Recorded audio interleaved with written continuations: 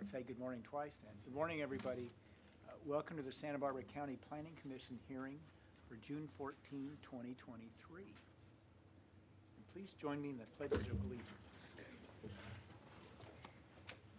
I pledge allegiance to the flag to the of the flag United States of America and to the republic which stands one nation under God. indivisible, with liberty and justice for all. Thank you. And today's Flag Day. You're right. You're right. Okay.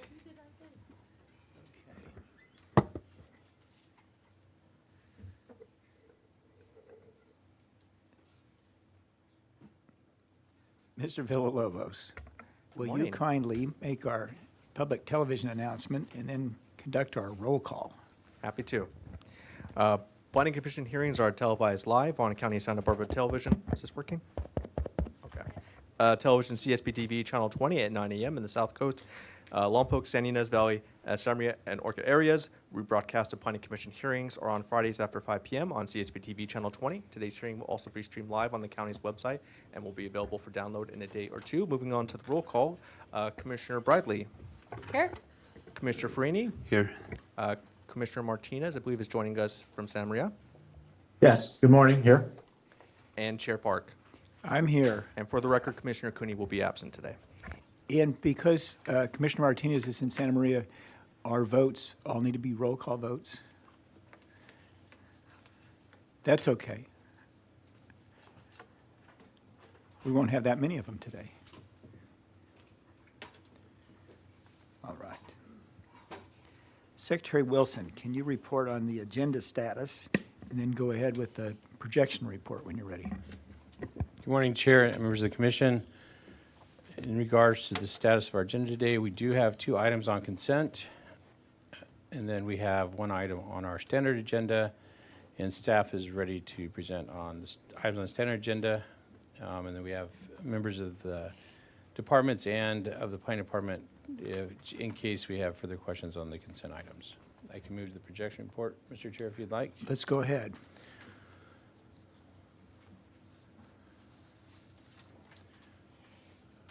So our next scheduled Planning Commission hearing is on June 28th.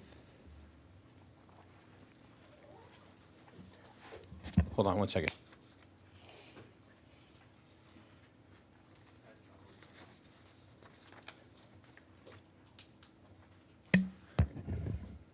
Sorry for the little aside there. So on June 28th, we'll be located in the Santa Maria hearing room. We have 1 item, which is a appeal of a cannabis project. Also on that date, we're still working on coordination, but we may have a presentation from the Development Review Division and possibly Building and Safety. I may be stealing thunder from our director, but she's not here, so she won't know. On July 5th, we're going to be going live with our Acela updates, which is going to allow applicants to apply online and upload their documents through Acela. So we're contemplating part of our public outreach should be having a presentation to the Planning Commission on June 28th to show the Planning Commission and members of the public what that process looks like and what some of the features are available. So we'll get that agendized, but I do need to do some coordination internally. But I wanted to just have the Planning Commission aware that maybe an item that we have on the agenda that day. Currently, there's only 1 item, but we think, being as it's a light agenda, we may have those presentations just to allow the public to know what's happening. I have a question about that, because I think there'd be a lot of private planners will be very interested in that. And you know, there's so much electronic filing they're supposed to do now, and then one issue they have is, well, when do they hear back that it actually got filed and that kind of stuff. And it's nuts and bolts things, but it's very important to them, and it's important to you folks too, of course. And so it would be really good if they get the maximum, you know, heads up, let's call it, to participate in that. So thank you, Chair. So we'll start working on that. Just to follow up on that comment, we did send a mass mailer out to all of the current applicants and agents a week or so ago, so the notifications have been happening. But I think this would be a good supplemental to that, so they can actually see it in action and know what's coming.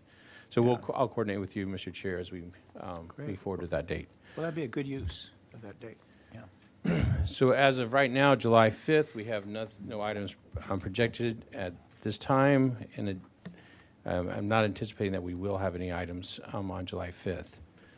And then moving to, the next hearing is July 26th, and I'm going to veer a little bit off course again.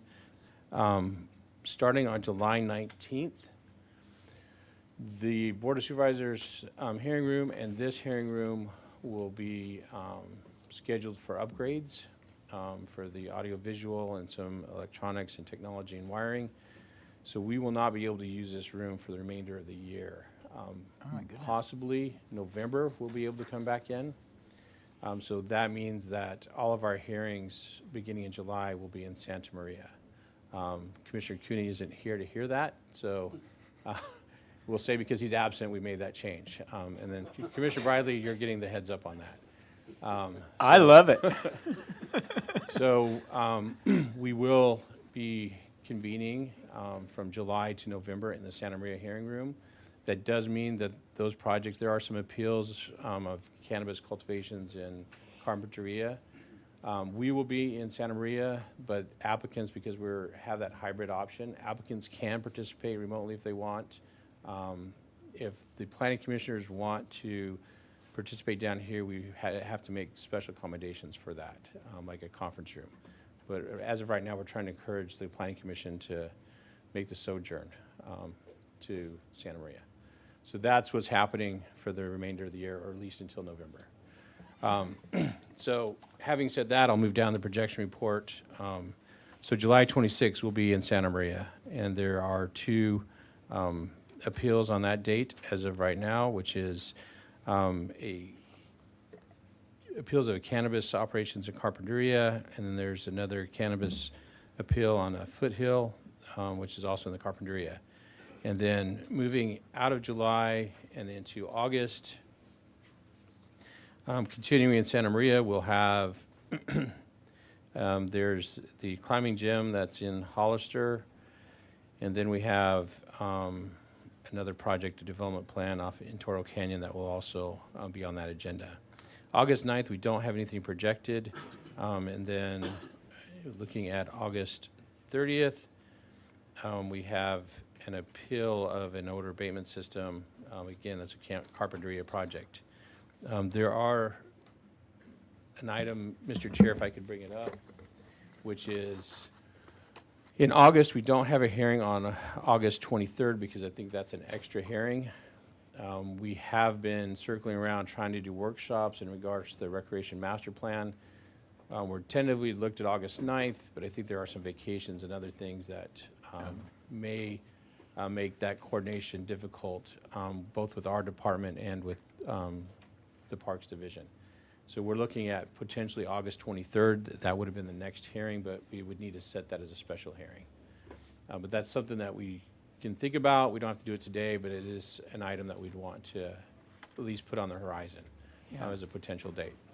So that concludes the projection report, Mr. Chair. Okay, well, thank you. Do any of my fellow commissioners have questions of Secretary Wilson on his report? Commissioner Sorry, Bradley? just really quickly, with the location of some of those Carpinteria appeals up and having the hearing in Santa Maria, I mean, is the planner letting them know that's the projection? Because I have already heard from some of those parties that the hearing is going to be in Santa Maria as opposed to Santa Barbara. Mr. Chair and Commissioner Bradley, that is correct. We've coordinated with the Deputy Director Seawards and started that outreach with the applicants to know that the hearing location will be there, but there are options for them to participate without having to drive up there. But Thank you. All right. Well, now let's go on to public comment. And this is public comment that is not related to anything on our agenda. So our main agenda item, you'll have plenty of time later for public comment on that. But this is public comment for things that aren't on the agenda. We limit it to 15 minutes total, and I ask that anybody who makes comment in this part limit their comments to 3 minutes. Do we have any public comment lined up for today, Mr. Villalobos?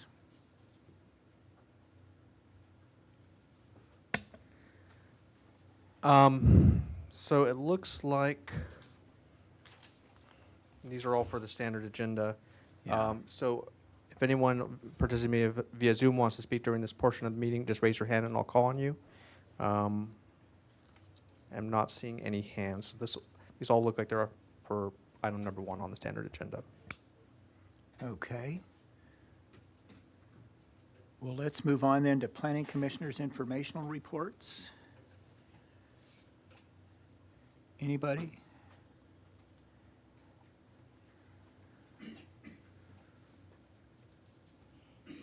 Well, I'll report that a young lady arrived in this world at 6:45 Friday with the same name that I have, not by coincidence, and is a resident, I think, of the 2nd District. So it's really, you should be your report. But, and Secretary Wilson kind of had the same indirect impact on a new resident in San Diego County Saturday.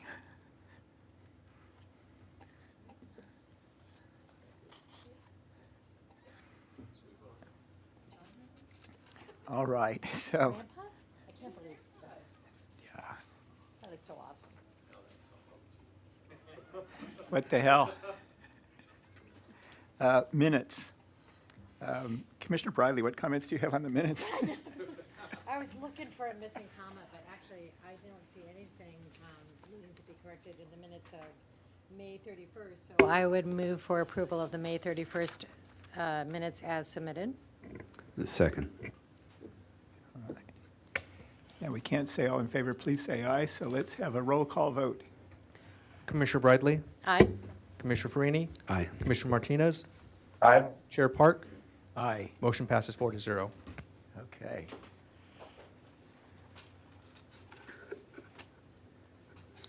Well, Honey, you see if you can top our informational report, but, Well, we have June 4th minutes too. oh, we do? Yeah. Okay. Oh, I'm sorry. No, I'm wrong. Delusional, sorry. It's that eagle eye, it's looking for something. Never mind. Director Plowman, Good morning, Mr. Chair, members of the commission. I do not have any news that can top 2 grandchildren that came over the weekend. It's very exciting. Congratulations. Do we have a name? yes, but I probably should not state that on public television or I get in trouble with the parents, I The don't know. parents, right? The youth. is- County council's looking at me like, well, you've gone too far already, so.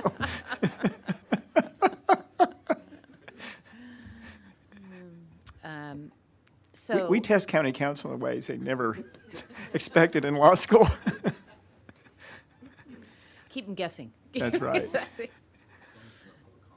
Right.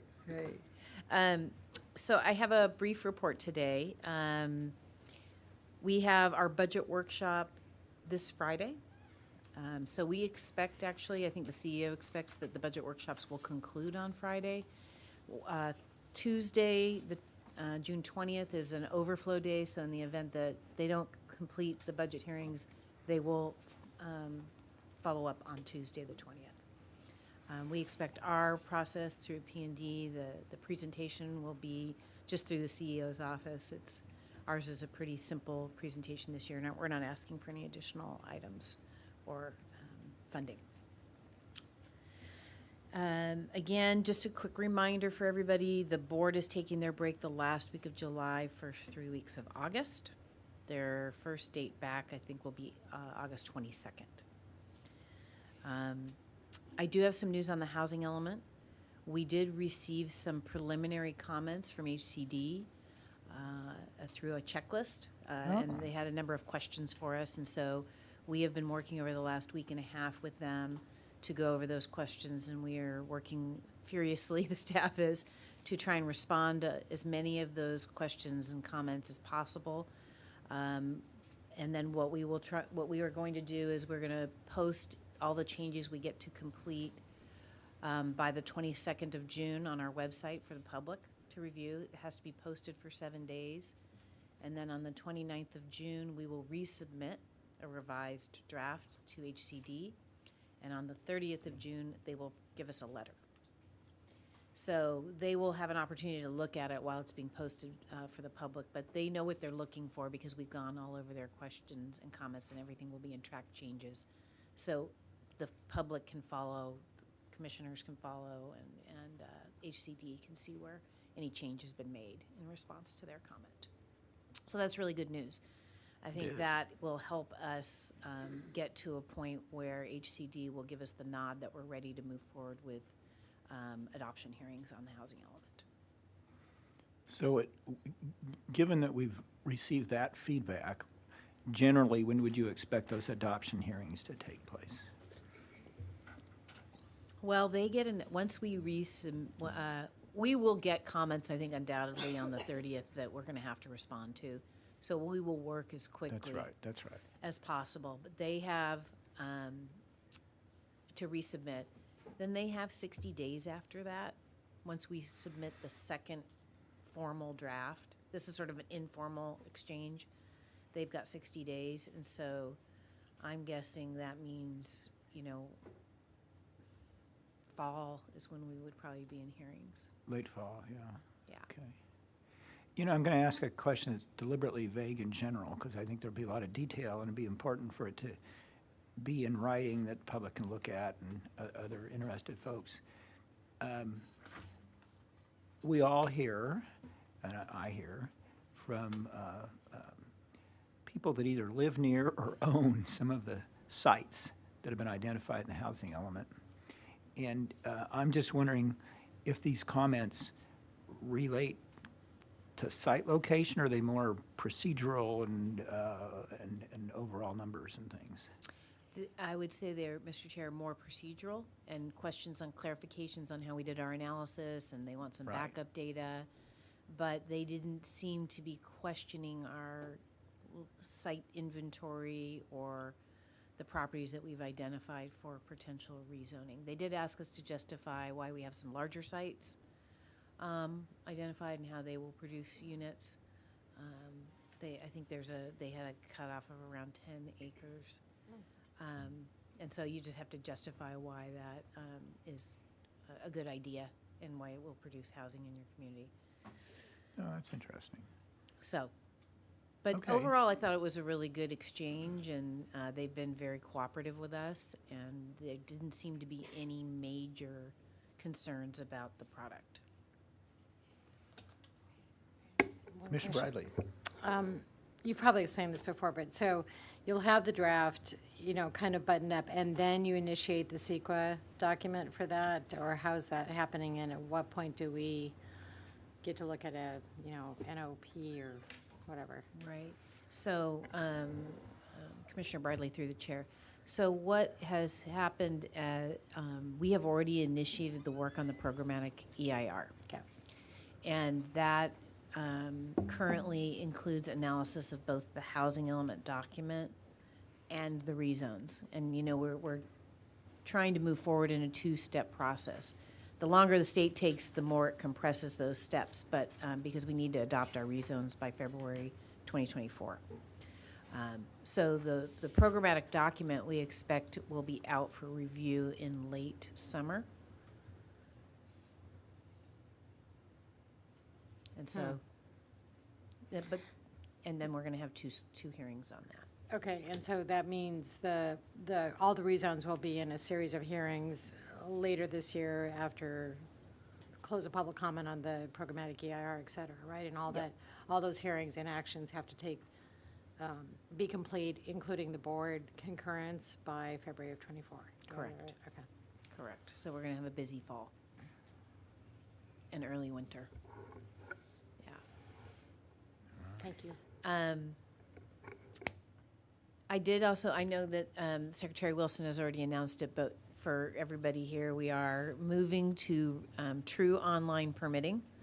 And And that is an expansion of our current Acela permitting system we will transfer to the cloud-based system instead of on-premise, and then people will be submitting their applications online. So that's a very exciting step for us. It's been something we've been working on the last few years. We had some delays we didn't anticipate, and COVID sort of interrupted some of this work. But so that's exciting news. That's July 5th, as I said. And it sounds like Secretary Wilson is going to be arranging a training or a demonstration for the Planning Commission on June 28th, so that you can kind of see what the new format's going to look like and how people are going to interact with the permitting system through the Citizens Access Portal. So we're very excited. There's a lot of work going on, and the staff's been working very hard to make this transition. Happy to answer any questions about that. Will that impact building permits too? I mean, that end of things? Yes, Chair Park, it impacts both the Building and Safety Division and the Development Review Division. So all of our permits are going to be online. Well, I look forward to that workshop. That'd be good. Yeah, I think it'll be exciting. And then just future board items. We have on July 11th, the safety element and the wildfire policies, and then the Coral Casino appeal. And then when the board comes back into session on the 22nd of August, we have the Exxon pipeline valve replacement appeal, and the Coastal Resource Mitigation Fund applications will be heard by the board on that date. I'm happy to answer any questions. Any questions for Director Plowman? Okay, well, let's move on to our consent agenda. Do any of the planning commissioners want to take any item off the consent agenda and put it on the standard agenda? So if we're going to ask questions about an item or ask for presentation or comment, then we would want to take it off that agenda and put it on the standard agenda. Otherwise, we would treat the consent agenda as a whole and with one motion adopt the items listed on the consent agenda. So, does anyone want to talk about something on the consent agenda? And are you, I'll make a motion Commissioner to Freeney? approve the consent agenda. Okay. I'll second. Okay. I'm going to ask a question of County Council on procedure. Something just struck me as I was looking at this agenda. I don't know why. I should have thought of this question 5 years ago. But when we have consent agendas and there's a member of the public that wants to address something, is there a public comment right? And how do we recognize somebody who would have public comment on a consent agenda? Mr. Chair and Commissioners, I think we could treat it like the board does, where if there is a public commenter, that essentially pulls it for discussion to listen to that comment. I don't know if we have any public commenters on this one. Appears no. Okay, well, at least we know how to do it next time. And then, can you go ahead with the roll call, Mr. Villalobos, on this motion to adopt the consent agenda? Did you have a comment? No. Commissioner Bradley, Aye. Commissioner Farini, Aye.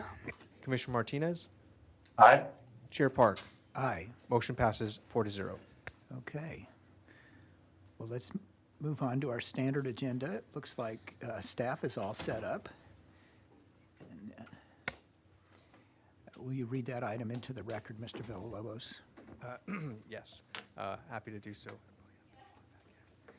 The following is a hearing on the request of Pacific Pipeline Company to consider approval of County Code Chapter 25B permit amendment for final development plan, permit number 88DPF33 RV01Z, 88CP60 RV01,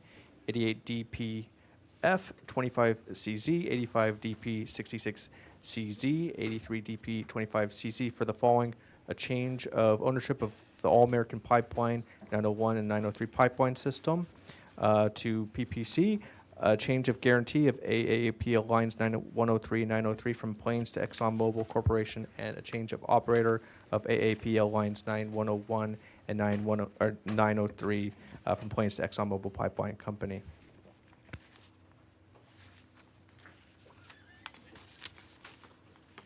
Okay.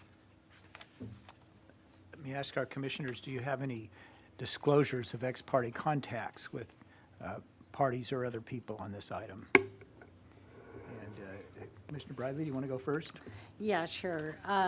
So I had a conversation with Steve Gregg, I think it was May 23rd, and that was just about this change from what was projected as an appeal to the application that's before us today, and that he would be out of town.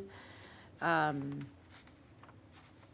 a summary of everything that's already in the staff report right now.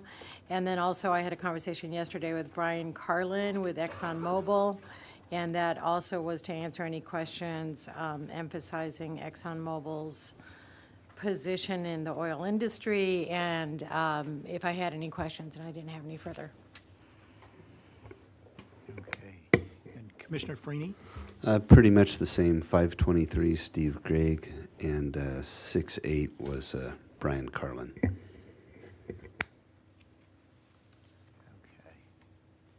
And Commissioner Martinez, did you have any ex parte contacts you wanted to report? No, I don't have any. Okay. I'll report some. My contacts have mostly been on how we handle the timing for presentations and public comment here, because it's sort of an awkward thing, and I'll touch on that in a minute. But I believe I've spoken to all over the telephone with Barry Capello and with Steve Gregg and Brian Carlin on this subject. Okay. We'll go ahead with the staff report, and then after that, I will briefly speak to timing for comments and so on and so forth. I do have one preliminary question. Do we have folks from EDC here? Will you have just one speaker, or okay. And Ms. Citron, and you have, it's two of you, right? Okay. Well, let's go ahead with staff report. Hey, good morning, Chair Park, commissioners, members of the public. I'm speaking to you from online. Hi. So I am ready for the presentation whenever Mr. Villalobos is ready. Go ahead, Jax. Okay, great. So your main agenda item for today is a request for a change of owner, guarantor, and operator of the Las Flores pipeline system, which is likely more commonly known to everyone as the former Plains All-American Pipelines. Next slide, please. So this particular request is through the Energy Division, represented in the hearing room today by John Zorovich and Aaron Briggs, and by myself online. And the applicants for this request are Pacific Pipeline Company and ExxonMobil Pipeline Company. Next slide. So this slide shows the pipeline vicinity. There are existing lines that run approximately 122 miles from Las Flores Canyon on the Gaviota Coast to Pentland in Kern County. And I'll go into some more background on the operational history of the pipelines in a later slide, but I just wanted to show everyone the vicinity. Next slide, please. So the request before you now is 3 parts, including a change of ownership from Plains All-American to Pacific Pipeline Company, a change of financial guarantor from Plains to ExxonMobil Corporation, and lastly, a change of operator from Plains to ExxonMobil Pipeline Company. And these are all in relation to the existing final development plan permit for the pipeline system. Next slide, please.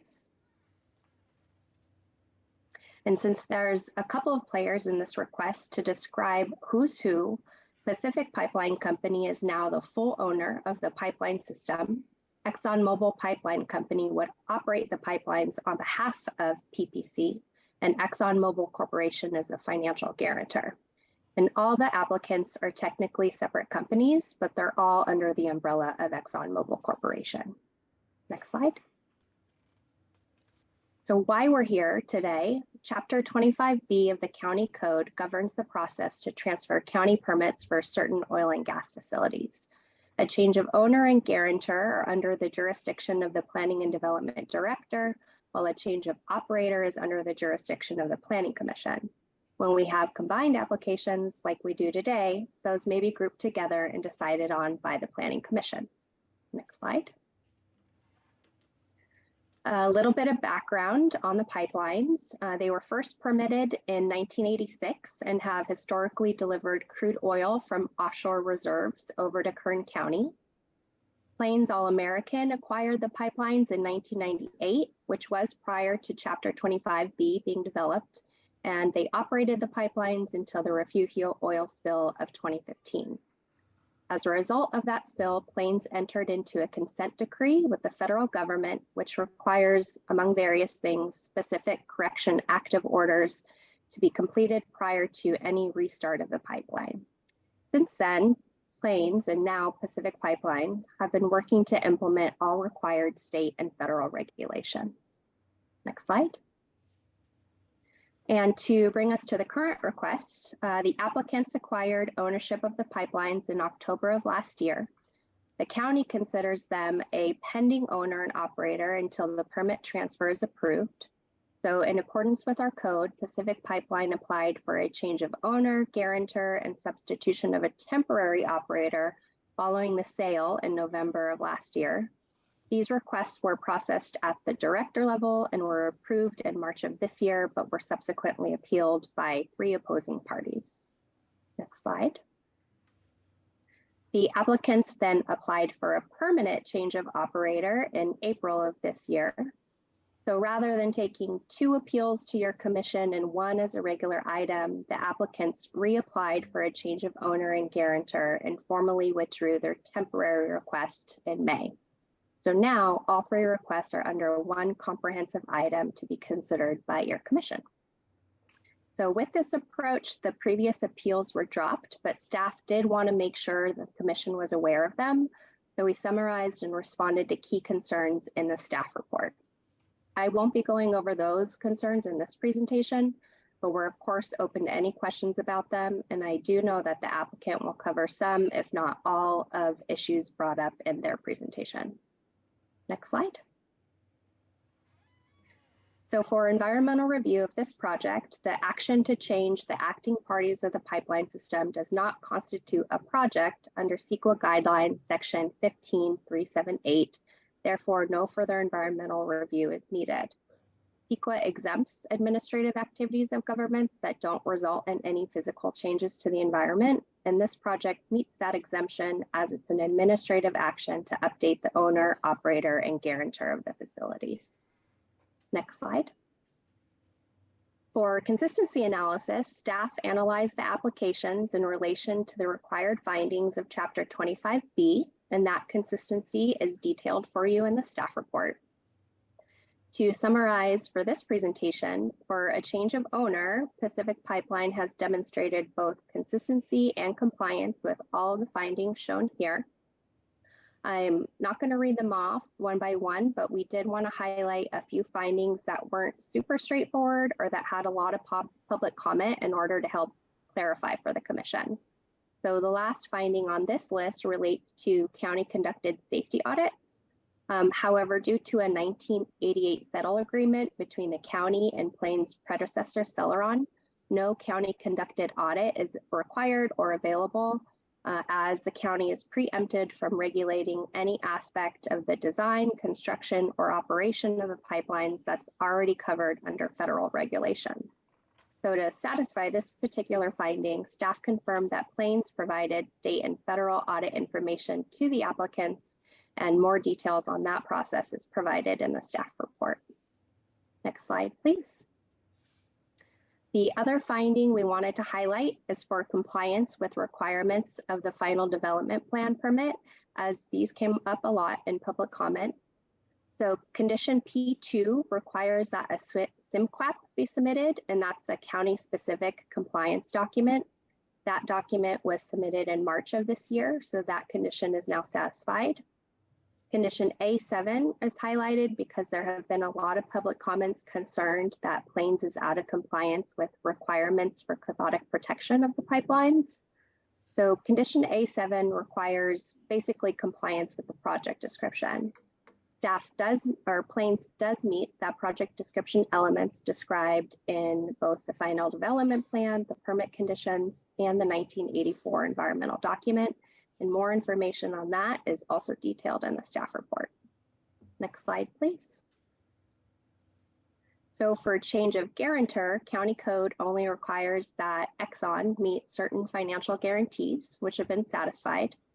And then for change of operator, ExxonMobil Pipeline Company has demonstrated compliance and consistency with all the findings listed here. Next slide. And also the findings listed here.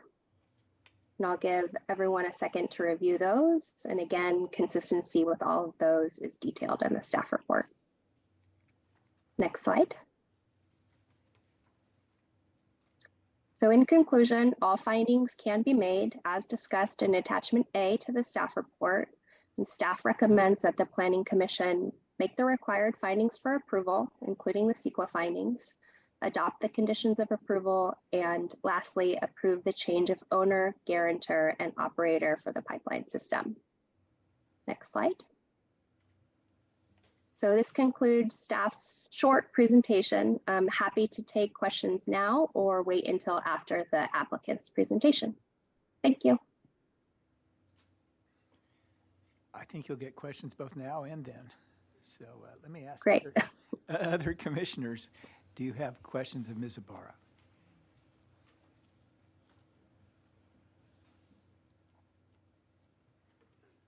No? Okay, well, I always do. So first, a comment on the staff report. You know, sometimes the trickiness of what's discussed in the staff report doesn't relate to the project. It's just tricky to state it all. And I think that this staff report was extraordinarily clear. And I really appreciated that. And I'm going to speak to what I particularly appreciated. One is describing the process that got us to exactly here. And that's hard to do, and it was well done.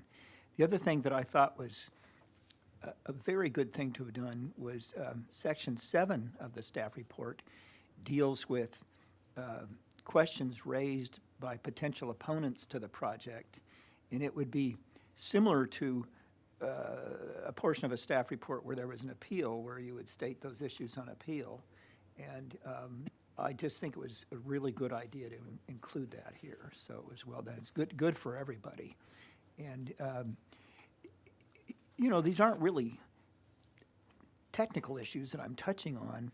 The whole presentation that everybody makes to clarify the issues for the public, let the public participate, these are really important things. So anything you do at the staff level or the participants level that helps in that process, you're to be commended. So I just had to say that.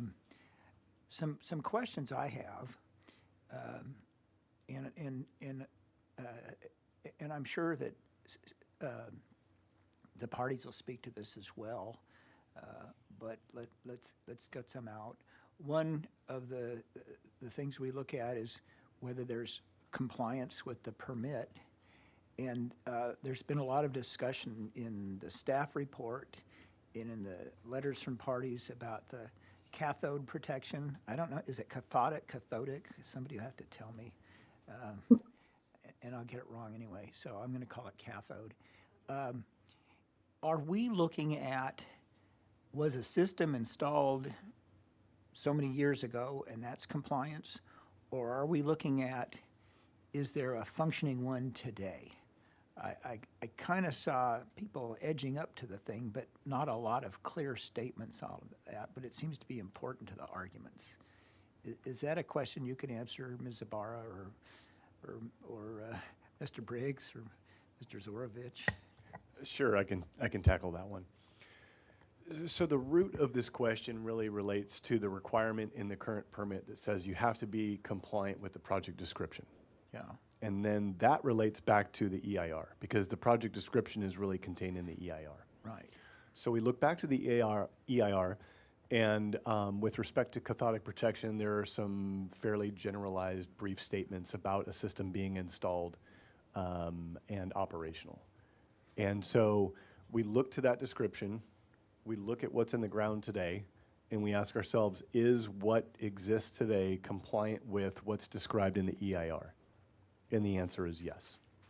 They have a cathodic protection system, it's in the ground, it's operational, and it's functioning as it was intended right now. So to wrap that up, they do have cathodic protection on the system, it's in place, it's functional, and they are compliant with the project description that requires that feature on the project. Now, that particular, well, condition of approval isn't really the right word, but statement of the requirement, let's put it that way. It's in writing somehow, somewhere, and it gets trickier if it's in the EIR. But is that something we can put up on the screen at some point today? I'm not asking you to do it right now, but is that a possible thing to do? Yeah, Mr. Chair, we're happy to do whatever you'd like. Okay, but we're able to do that because it's piecing together a couple of different things. Understood. And so just to clarify, are you asking that we put up the statement that's included in the EIR about cathodic protection on the screen? It sounds to me that's where that rests.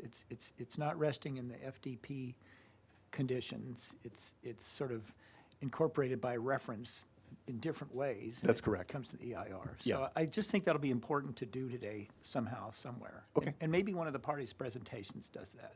Okay, sure. Okay. Then I'm going to ask another question that I asked at the hearing on the replacement valve project. And it's just one that concerns me, and that is, and it is touched on by the different parties, so I'll expect them to refer to it. Would the approval of this project today allow a restart of the pipeline and Exxon operations without any further environmental review? And when I asked that question about the valve project, I got a yes, and it made a difference to me. When I look at this independently, I'm kind of thinking no, but I want to ask the question because I want the parties to be able to, and the public to be able to comment on their attitude about that, or rather their answer to it, but also I want to hear it from you, Mr. Briggs. Sure. So Mr. Chair and Commissioners, the change of ownership is not related to restart of the pipeline.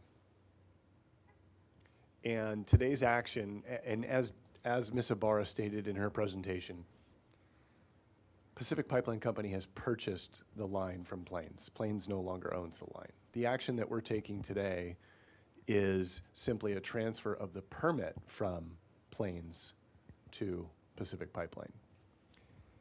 And where you could argue that the valve improvement project is one step in the process of them potentially restarting the pipeline, the transfer of ownership here today, or I'm sorry, the transfer of the permit from one owner to another here today is not one of the required steps in restarting the line and is not related to restart of the line.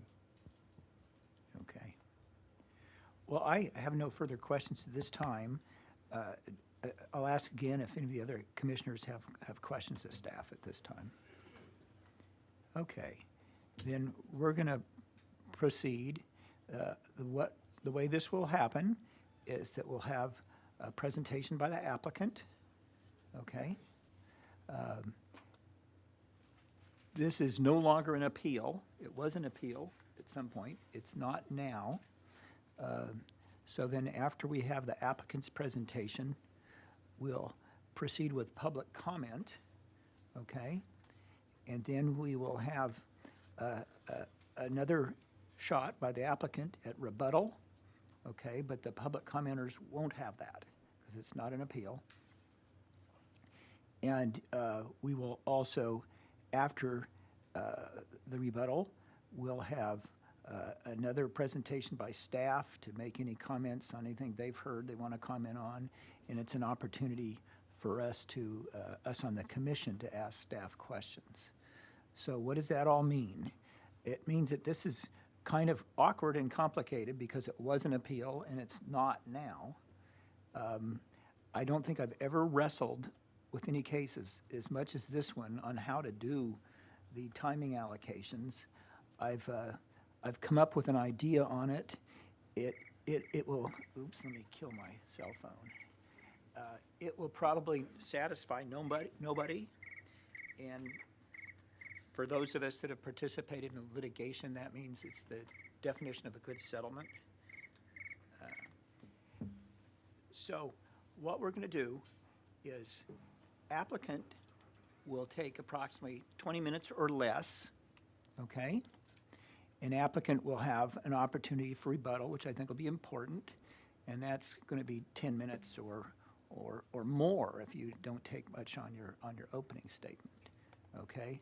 Then we'll turn to public comment, and because the public commenters are those who, up until relatively recently, thought they were going to have the presentation rights as an appellant, and because they've been so focused on that, I want to give them more time than our guidelines typically allow, which is 3 minutes, but I'm going to give you more time, and I'm going to explain who gets what. Okay. Since Mr. Capello called me first, then, and I discussed with him how much time he needs and so forth, and he was very generous in a sense, agreeing to cut his time. I've agreed to give him 10 minutes, okay? And I'm going to have him go first. And then I want, I'll probably have Environmental Defense Center go second. And often, you'll have several speakers to take 3 minutes apiece. I notice you're not doing that today, so I'm going to give you equivalent time of 10 minutes, okay? But you realize you won't have rebuttal, so you'll want to make rebuttal-type comments in that comment period. And then the same thing for Ms. Citron and Mr. Kern. I'd like to give you, the two of you, 10 minutes. I think that Mr. Kern is very good at making good, clear, simple points in a short period of time. That's a compliment, so because I'm complimenting you, I'm cutting your time. Give Ms. Citron more if she wants it. So you take 10 minutes total. If she takes 7, then you take 3, right? That kind of thing. I think by allowing this much time for these parties that have been involved for a long time, it will actually shorten the hearing, not lengthen it, and it'll all make more sense. So trust me. Then our normal public comment will have people that will speak, specifically to the issues that the other parties are refer to, and we'll also have people that say they like going to the beach or they hate oil or whatever they want to say, and so you'll have 3 minutes apiece, but those who are willing to restrict their comments to 1 minute get to go first. So I hope this all makes sense, and even if it doesn't, that's what we're going to do. Mr. Chair, just because I was writing things down, I just maybe missed it. How much time did you allocate for the applicant presentation? Basically a 30-minute total, but I've kind of suggested go for 20 minutes or less at the beginning, so you have more time for rebuttal. And I've discussed this with the applicant, and so I think they're ready to go. Now, let's see what time we have. Why don't we go ahead with the applicant's presentation now, and then we'll probably take a break after that. All right. Good morning, Mr. Chairman and Commissioners. My name is Brian Carlin with ExxonMobil Pipeline Company. I've worked for the company for over 25 years with a pipeline focus, and that included roles as an engineer, project manager, and asset manager. I would like to start by thanking the county staff for their time and efforts guiding us through this process and developing a very comprehensive and accurate report. We are in full alignment with their recommendations. In October of last year, Pacific Pipeline Company purchased Las Flores Pipeline, formerly known as 901-903. Currently, we are recognized as the owner by numerous regulatory agencies, excuse me, including OSFM, OSPR, PHMSA, SLO County, Kern County, and divisions of Santa Barbara County. As the owner, we continue to comply with all laws, rules, and regulations. What we have before you today is the transfer of owner and operator from Plains to Pacific Pipeline Company as owner and ExxonMobil Pipeline Company as operator. I understand and fully appreciate the background and purpose of Ordinance 25B, for it assures the financial responsibility, capability of the incoming operator, and appropriate transition. We have met all those requirements, and the staff agrees. We recognize there's still questions and unknowns surrounding the future of the pipeline, future owner and operators, and even overarching oil and gas concerns. But none of those are applicable to the scope before the commissioners today. To summarize, we are here, and we take accountability and responsibility for these pipelines. Next, I'd like to introduce Dawn Sestito, outside counsel for Pacific Pipeline Company, who will provide a further overview of 25B components and completeness of our application. Thank you.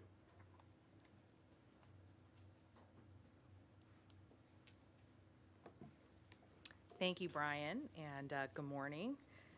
I'd also like to thank the staff and commissioners for all the work that you've put into this matter already. I'm going to start by talking about Chapter 25B and why it was added to the Santa Barbara County Code of Ordinances. May I have the next slide, please?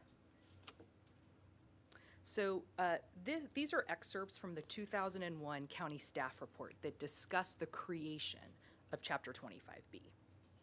The county was concerned that small, inexperienced owners and operators would try to take over from the, quote, first generation of operators. And to be clear, ExxonMobil was one of those first generation of operators. So the concern was about a transfer away from companies like ExxonMobil that had significant financial assets and technical resources. The county wanted a uniform set of requirements before it could approve the transfer of permits for these kinds of facilities. And as you can see here from these kind of highlighted sections, there was concern that the subsequent owners or operators would be less technically and financially capable than the original operators, that's a quote, or unwilling to comply with permits and regulations. So the county wanted to be able to exercise sufficient regulatory oversight of these permit transfers to ensure that risks do not increase and permit compliance does not deteriorate when facilities change hands. And so the county's, quote, major concerns about owner-operator change were, and this is a quote, financial responsibility and the risks that may come with a new operator. May I have the next slide, please?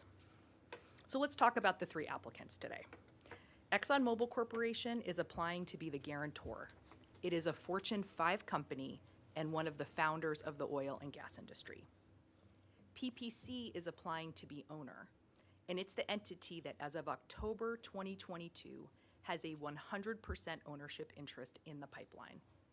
And then ExxonMobil Pipeline Company, EMPCO, is applying to be operator. It has been operating pipelines across the United States since 1941, and it transports 2 million barrels of oil every day through over 1,000 miles of crude oil pipelines. May I have the next slide, please? So this just shows the timeline. This was covered in the staff report that takes us from PPC's purchase of the pipeline to today's combined application, which, as you know, you're deciding in the first instance, not as an appeal. May I have the next slide, please? As staff explained in their thorough and well-reasoned analysis, the Planning Commission's decision today is straightforward. Chapter 25B includes a set of narrow, largely ministerial inquiries that are listed here. And under the law and evidence, these inquiries should lead you to only one result: that the applicants are highly qualified to operate, own, and financially guarantee the facilities. So the commission should approve the application. So let's start with the guarantor requirement. May I please have the next slide? This requires only one finding: that ExxonMobil has provided all necessary instruments of financial responsibility, and there's no dispute that ExxonMobil has the financial capacity here. May I have the next slide? So now we'll go on to the 5 required findings for PPC to become the owner. First, fees and exactions. County staff has confirmed that there are no outstanding fees or exactions. May I have the next slide, please? Financial guarantees. So now we're looking at financial responsibility for PPC. The county final development plan, the FDP, does not contain any ongoing financial requirements. But regardless, OSPR's already verified that PPC meets the financial responsibility requirements required for the pipeline. May I have the next slide, please? Acceptance of the permit. This is an image of the signed, notarized, and recorded agreement to comply with the pipeline's permit and its conditions of approval. May I have the next slide, please? Facility safety audit. So this requirement only requires that the current owner, Plains, transfers these audits over to the applicant, to PPC. That has occurred. And 25B specifically references a county-conducted comprehensive safety audit. Here, as staff has indicated, the county entered into a 1988 settlement agreement with the previous owner of the pipeline, which confirmed that the county has, and this is a quote, no authority over the design, construction, and operation of the pipeline. So there's no county audit that was required. But the pipeline is frequently audited by the agencies that have exclusive jurisdiction over pipeline safety. That's PHMSA and OSFM. And there have been 6 PHMSA OSFM audits between 2018 and 2021. Those have been provided to PPC. And even though the pipeline did not previously have a SIMQUAP, that's a Safety, Inspection, Maintenance, and Quality Assurance Program, it does now. PPC has provided one. So may I have the next slide, please? So the final ownership requirement is compliance with existing requirements. These requirements are county permit requirements under the FDP, nothing else. The county has confirmed that Plains is in compliance with all requirements of the FDB permit. There's been no notice of violation, and PPC is unquestionably in compliance too. And even if there were any existing county permit compliance issues, that would not be a basis to deny transfer of ownership. So you can see that little blow up down there. That's from that same staff report expressing the background why 25B was added. And what it shows is that this requirement exists so that the new owner-operator knows what's going on with the facility, what needs to be fixed. And so there can be an agreement reached about who is going to take those steps to make those necessary fixes, to cure those deficiencies, cure those notices of violation. Right? What the county wanted was clear accountability and that compliance issues remain in the forefront. It's kind of like an inspection when you buy a home. You want to know what the issues are and figure out who's going to repair them, but it doesn't stop the transfer of the ownership. And regardless here, remember, there are no notices of violation under the permit. May I have the next slide? So PPC has submitted evidence to support all of the findings needed to transfer ownership. So now we're going to talk about EMCO's application for permanent operator.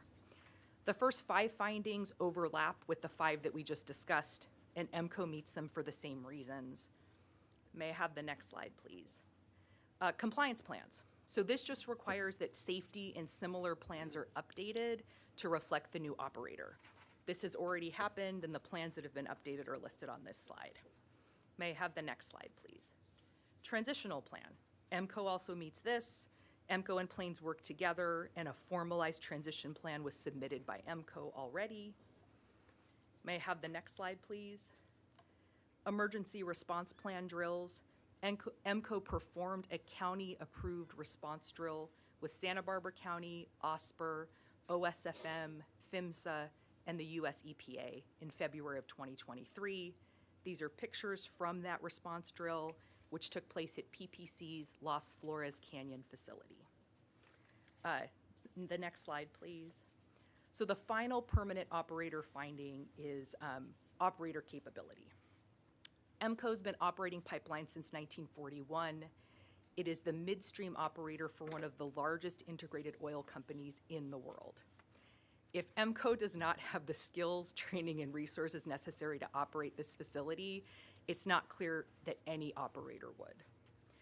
EMCO has had 0 major incidents as defined under Chapter 25B over the past 5 years. It was recently awarded the 2022 API Distinguished Pipeline Safety Award. You can see the photo there. May I have the next slide, please? EMCO employees are trained under a disciplined management framework called ExxonMobil Operations Integrity Management System, or OIMS. That's basically the pipeline management system.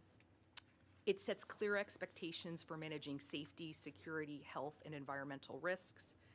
And in late 2022, API conducted a formal assessment of that process, and the audit panel found EMCO to be the top performer ever audited. So the only correct result here is for the commission to find that EMCO is a capable operator. So now I want to address some of the concerns that have been raised in the public comment and that have already been asked about. May I have the next slide, please? So cathodic protection. Cathodic protection is an electrical charge that slows corrosion of metal. It is one of several tools, including regular inspections and maintenance, that are designed to ensure pipeline integrity. The public comment raised concerns about cathodic protection in the context of compliance with existing requirements, with that finding. So I put the text up there so that we can all see it and understand what that finding requires. So it requires, as of the date the application is deemed complete, that the current operator, that's Plains, to be in compliance with the permit to be transferred. That's the FDP. And that includes in compliance with county safety audits, notices of permit violations, and county ordinances. And no one, not a single public comment, has identified any outstanding county audit findings, any notices of permit violations, or any violations of county ordinances. And that's because there are none. And for that reason alone, we meet this finding. But I want to address the concerns a little bit more. The FDP itself does not address cathodic protection. As discussed before, it's addressed in the EIR. And the system is installed and it's operating in a way that is consistent with the EIR. So those documents required, see those check marks there. So they required that rectifiers and anodes be installed and maintained. And they have been. They are installed at the Las Flores, Gaviota, and Sisquoc stations. The EIR required test stations be installed at least every 10 miles. Here we have more than 140 test stations, far more than every 10 miles. And the cathodic protection system was required to be inspected at least every 6 months, and it has been. So the cathodic protection system is intact, it's in operation, and it's actively monitored. To the extent that there are concerns that the cathodic protection is not effective because of the 2015 spill, that spill was fully investigated by the responsible agencies, and those findings were taken into account in the consent decree. Let's go to the next slide, please. So, as you may recall, the consent decree was entered in 2020. It was signed by the federal and state agencies that you see listed here, including experts in pipeline safety. I want to stop for a second and talk about restart because some of the public comment and Chair Park, you raised a question about restart. So I want to be very clear. Approving transfer of these permits is not approval of restart. Restart's governed by the consent decree. It's overseen by OSFM. As Mr. Briggs said, this application today is not related to restart. It's not related to the consent decree. It's not a requirement for restart under the consent decree. We're here today because it's required by 25B. It's required by the county's process, not as part of restart. And before PPC can get approval to restart, if it pursues that option, it will have to submit a restart plan to OSFM. That has not occurred. May I have the next slide, please? So this slide lists some of the requirements that are in the consent decree. And these are designed to address pipeline integrity, including cathodic protection. And they were agreed to, and they will be overseen by experts in pipeline safety at OSFM. Some of the public comments also raised concerns about a state waiver. So to be clear, the waiver would not allow the pipeline to operate without cathodic protection. The line would still have cathodic protection, but OSFM may require additional inspections and additional maintenance. So in summary, there's compliance with the existing permit requirements. If restart is pursued, pipeline integrity, including cathodic protection, will be overseen by OSFM. And as a reminder, cathodic protection is fully preempted. It's not within the purview of the county to assess it. It's within the jurisdiction of OSFM, both by regulation and under the settlement agreement. May I have the next slide, please? Others have raised concern about land rights. That issue is not relevant to this proceeding. Land rights were acquired when the pipeline was first constructed, which is all that the FDP requires. It's been suggested that rights-of-way surrounding the pipelines have lapsed. That's a litigation position raised by a handful of landowners. It's not been resolved by the court, and it's not something the county should weigh in on. May I have the next slide? Others have expressed concern about Plains no longer being responsible or liable for the pipeline. We're here today as applicants so that we will be the ones responsible for the safe operation and maintenance of the pipelines. And other county, state, and federal agencies already recognize that PPC has taken on responsibility as the owner, including the Santa Barbara County tax collector. May I have the next slide? So I want to end by discussing Sable. I'm going to start by addressing a misconception that I think began with a news article. So ExxonMobil has no corporate affiliation with Sable Offshore Corporation, the company that may purchase the pipeline. ExxonMobil does have an interest in a totally separate entity, a totally unrelated company called Sable Offshore Energy, Inc., which is a federally incorporated Canadian company that operates a project in Halifax, Nova Scotia. That, despite the name Sable in it, it's a totally different entity, a totally separate company, and unrelated to Sable Offshore Corporation, the Texas company that may purchase the pipeline. In terms of Sable, that's not what this proceeding is about. We can't speak for Sable or their plans, but if the Sable transaction closes, Sable will have to come through this process. They will have to apply under 25B. They will have to come here and seek permission to have ownership and operatorship transferred. So thank you for your time. For all of these reasons, we believe that staff got this right. We thank them for their hard work, and we ask the Planning Commission to please approve the application and transfer the permits to applicants. Thank you. I think we have some questions of you. Commissioner Bradley? Thank you so much that was a very cogent presentation. The last point about Sable, the interest that ExxonMobil has in the other Sable, what was the name of that company again? Yeah, it's Sable. The one that we have an interest in is Sable Offshore Energy, Inc., which is a Canadian company. How coincidental. That's very interesting. Okay, Yeah, all right. but they're not related. Thank you. Yeah. All right, that's all I have. I have a question. Are you the last speaker for the applicant? Yes. Okay. You're clearly very knowledgeable and well-organized, so I had to find some question that might be beyond your ken. What becomes of Plains? Okay, I know what Exxon is, and that's helpful for me to understand its financial responsibility. But there's a request here that Plains remain responsible, and I don't know what's left of Plains. I kind of know what's left of its reputation since 2015, but I don't know what's left of it financially in its operations. I don't know what it owns or what it does. Are you able to address that? Yeah, I don't know that I can speak to Plains and its current condition or ownership. I think we're seeking transfer of the permits, and then these entities will be the ones that are financially responsible. Right. Well, maybe somebody can address that in your rebuttal if you have an answer there. Because you're aware that at least some of the folks that appear in public comment are going to say, well, this is not good enough because Plains needs to remain on the hook. Yeah. And So I'm is your just I'm so kind of that wondering how big a fish that is that we'd be putting on the hook. I see. Yeah. I can see if maybe we can provide more clarity, but I don't know that we have any insight or any information we can provide about Plains's assets or financial condition. Well, I told you I was looking for a question I wasn't sure you could answer, so, okay. Let's, I have one question. yes, Mr. Martinez. Yes, thank you. My question is in regards to the guarantor, Exxon. Is this guarantee for the owner and the is it, well, let me back up. The guarantee, is it for the operation of the pipeline and to guarantee everything, or is it a limited guarantee in any fashion? It's the guarantee that's required under 25B, but I think it's a guarantee of the facilities, of any, of an incident that may occur.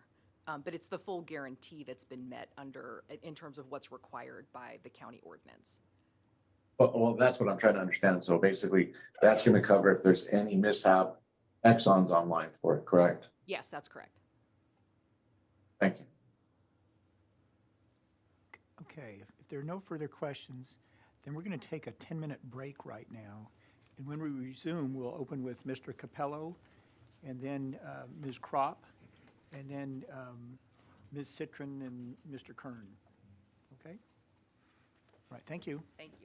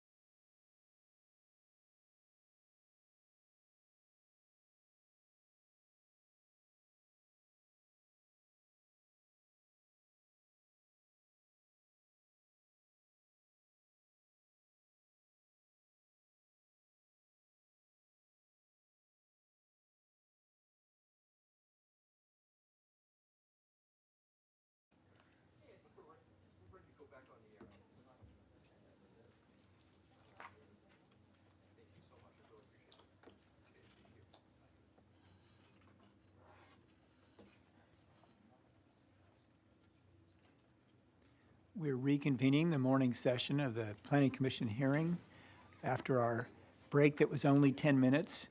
And for those of you who think that I can't tell time after the length of that 10-minute break, I can, and so I'll be watching your time when you speak.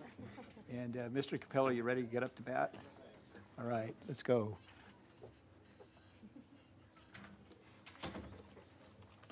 I can use baseball metaphors with Mr. Capello because he's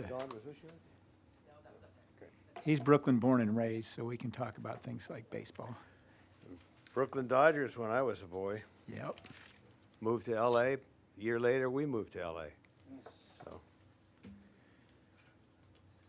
Mr. Chair, members of the commission, both on Zoom and here.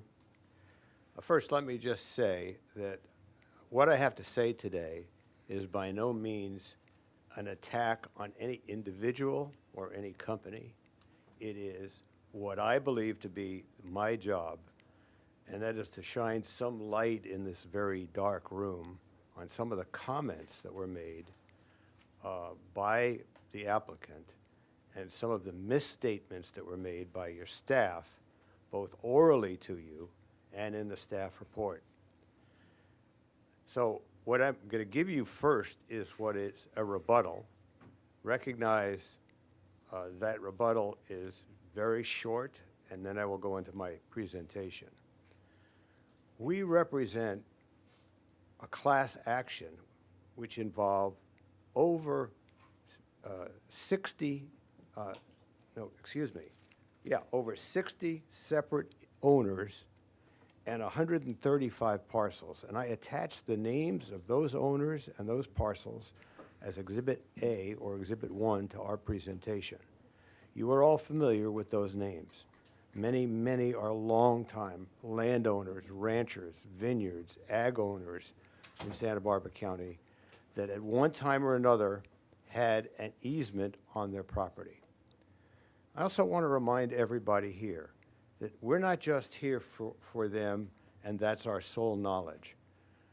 I and the law firms that I worked with since this oil spill know the intricate details of what happened to the Plains pipeline, how the Plains company pulled the wool over the eyes of your county energy department, over the state, and over everybody, and how they ultimately did not do what they promised in the permit that you authorized or your predecessors authorized when the transfer took place from Celeron.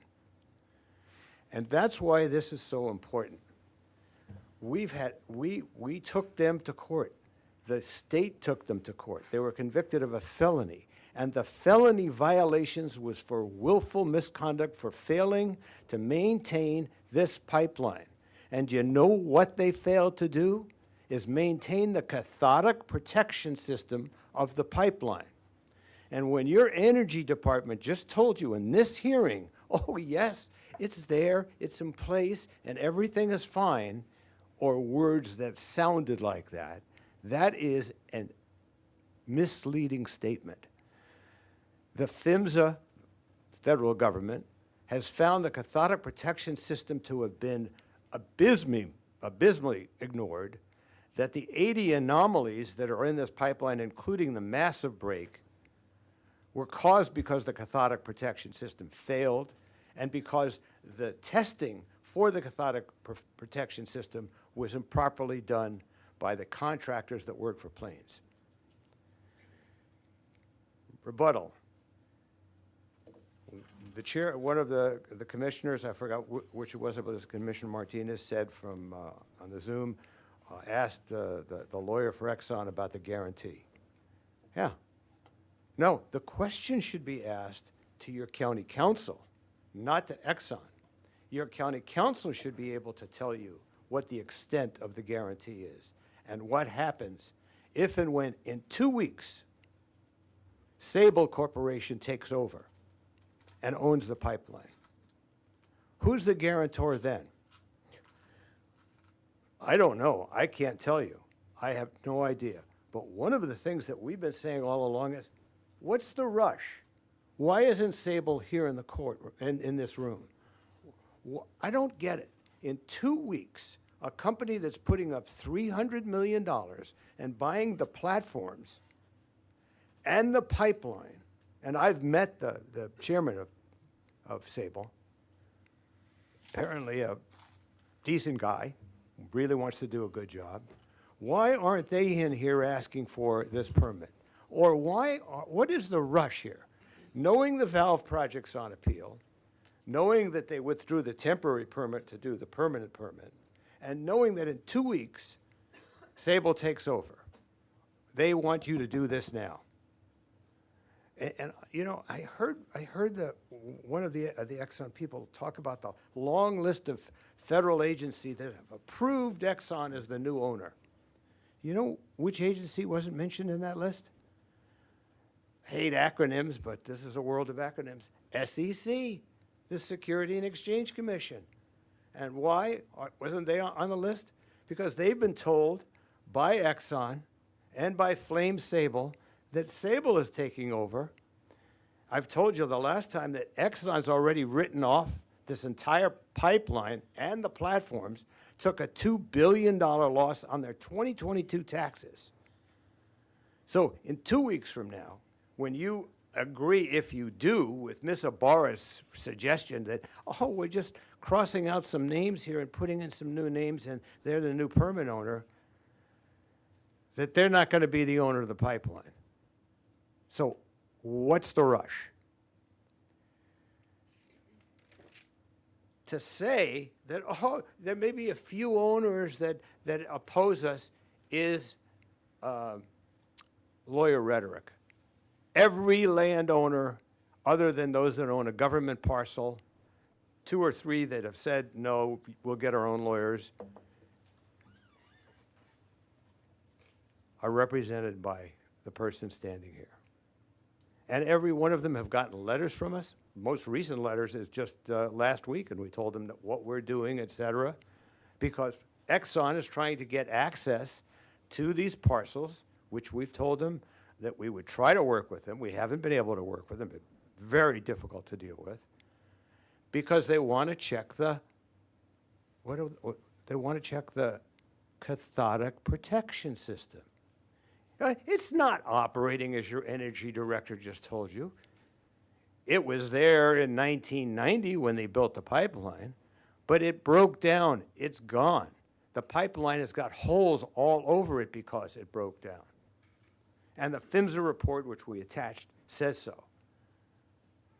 And you know what really, really shocked me? I mean, I can't even believe that they did this.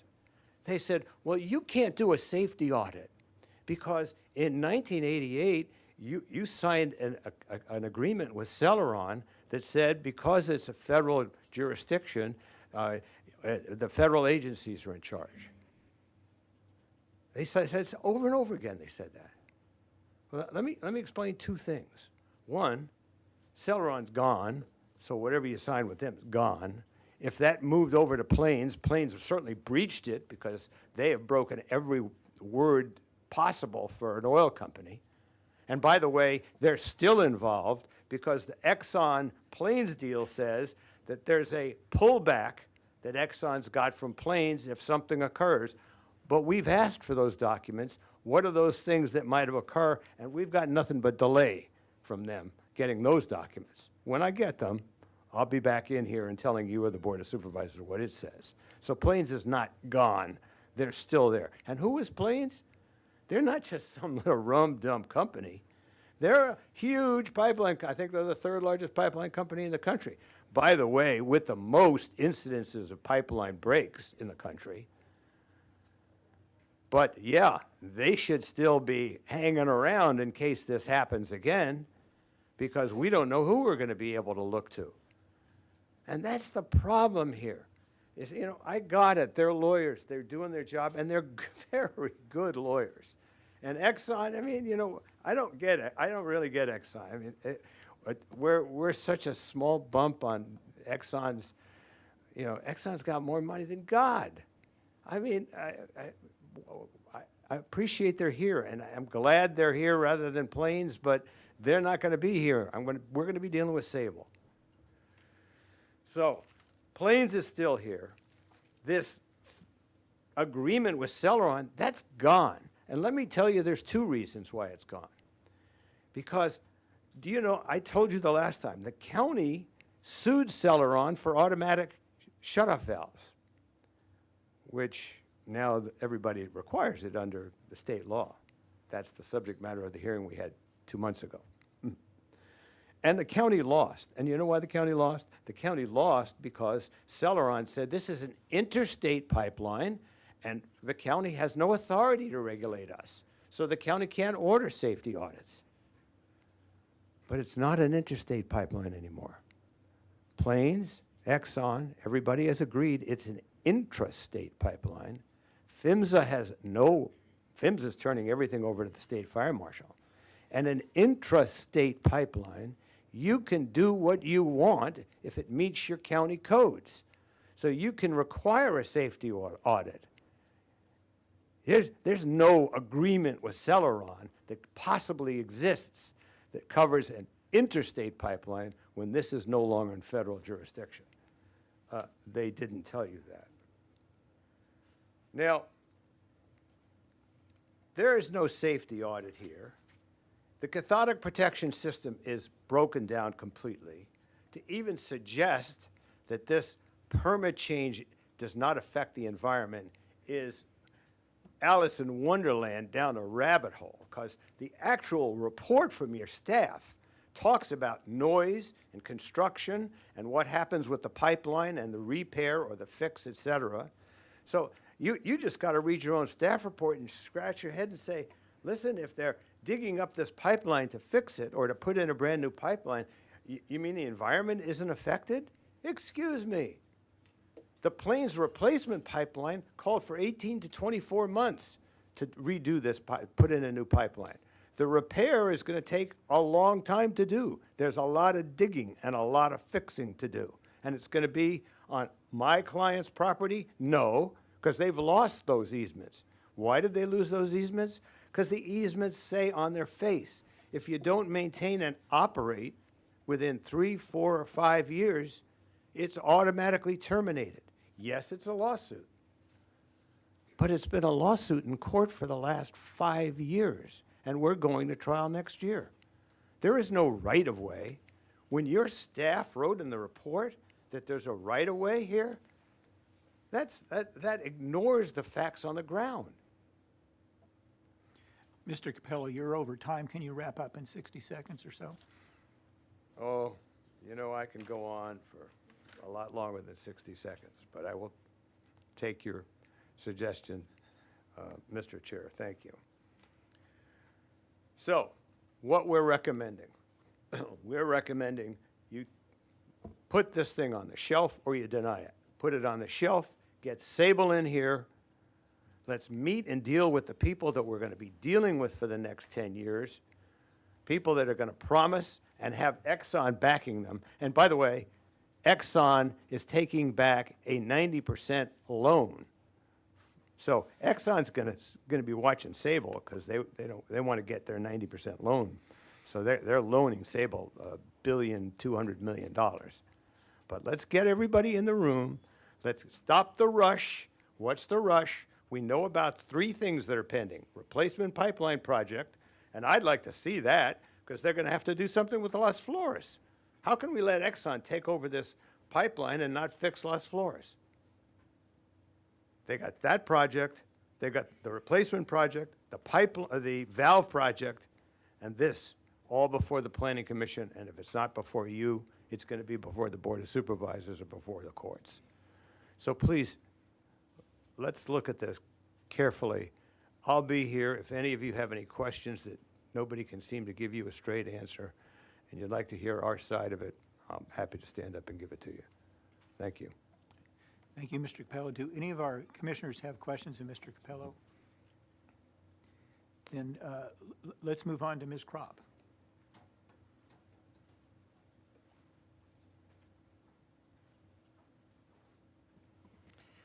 Thank you and good morning. Morning. Chair Park, members of the commission. I'm Linda Kropp, Chief Counsel of the Environmental Defense Center, representing EDC, Santa Barbara County Action Network, and Get Oil Out, and we submitted a comment letter on Friday. We urge the Planning Commission to deny the transfers because the current and proposed new owners are not in compliance with the existing permit conditions for lines 901 and 903. As you heard, the 1986 final development plan required a cathodic protection system, not just to have a cathodic protection system, but to, 1, prevent corrosion, and 2, mitigate the risk of an oil spill. That's what the 1988 permit requires. However, the cathodic protection system failed miserably, did not prevent corrosion, did not prevent an oil spill. Currently, the risk of another oil spill remains. The staff report recommends a finding of compliance because a cathodic protection system was installed during initial construction of the pipeline. However, the permit condition doesn't just require installation of a system to prevent erosion and prevent oil spills. It requires the continued operation. And although it sounded like from the presentation this morning that staff believes that the cathodic protection system is still functional or operational, that's just simply not the case. Mr. Capello referred to PHMSA's failure investigation report following the 2015 spill, and we also attached that to our comment letter, but I want to quote a couple excerpts from that report that say that the system in place allowed moisture to enter the insulation adjacent to the steel pipe. Corrosion under insulation cannot be prevented on insulated lines where the coating system has been compromised. So there's no way to prevent the corrosion. The report further noted that cathodic protection, quote, is not effective on buried insulated underground structures, end quote. They didn't know that in 1988. We know that now. So there's a fundamental reason why this system will never prevent corrosion and ameliorate the risk of an oil spill, because it exists on a buried pipeline. Plus, we know that it has vastly been compromised, and according to the PHMSA report, up to 89% of wall loss has been detected on this pipeline system. And massive sections of the pipeline are corroded to the point that they can never be functional again. So it's clear that the permit condition has not been fulfilled, is not the pipeline is not in compliance today, and therefore the Planning Commission cannot make that finding.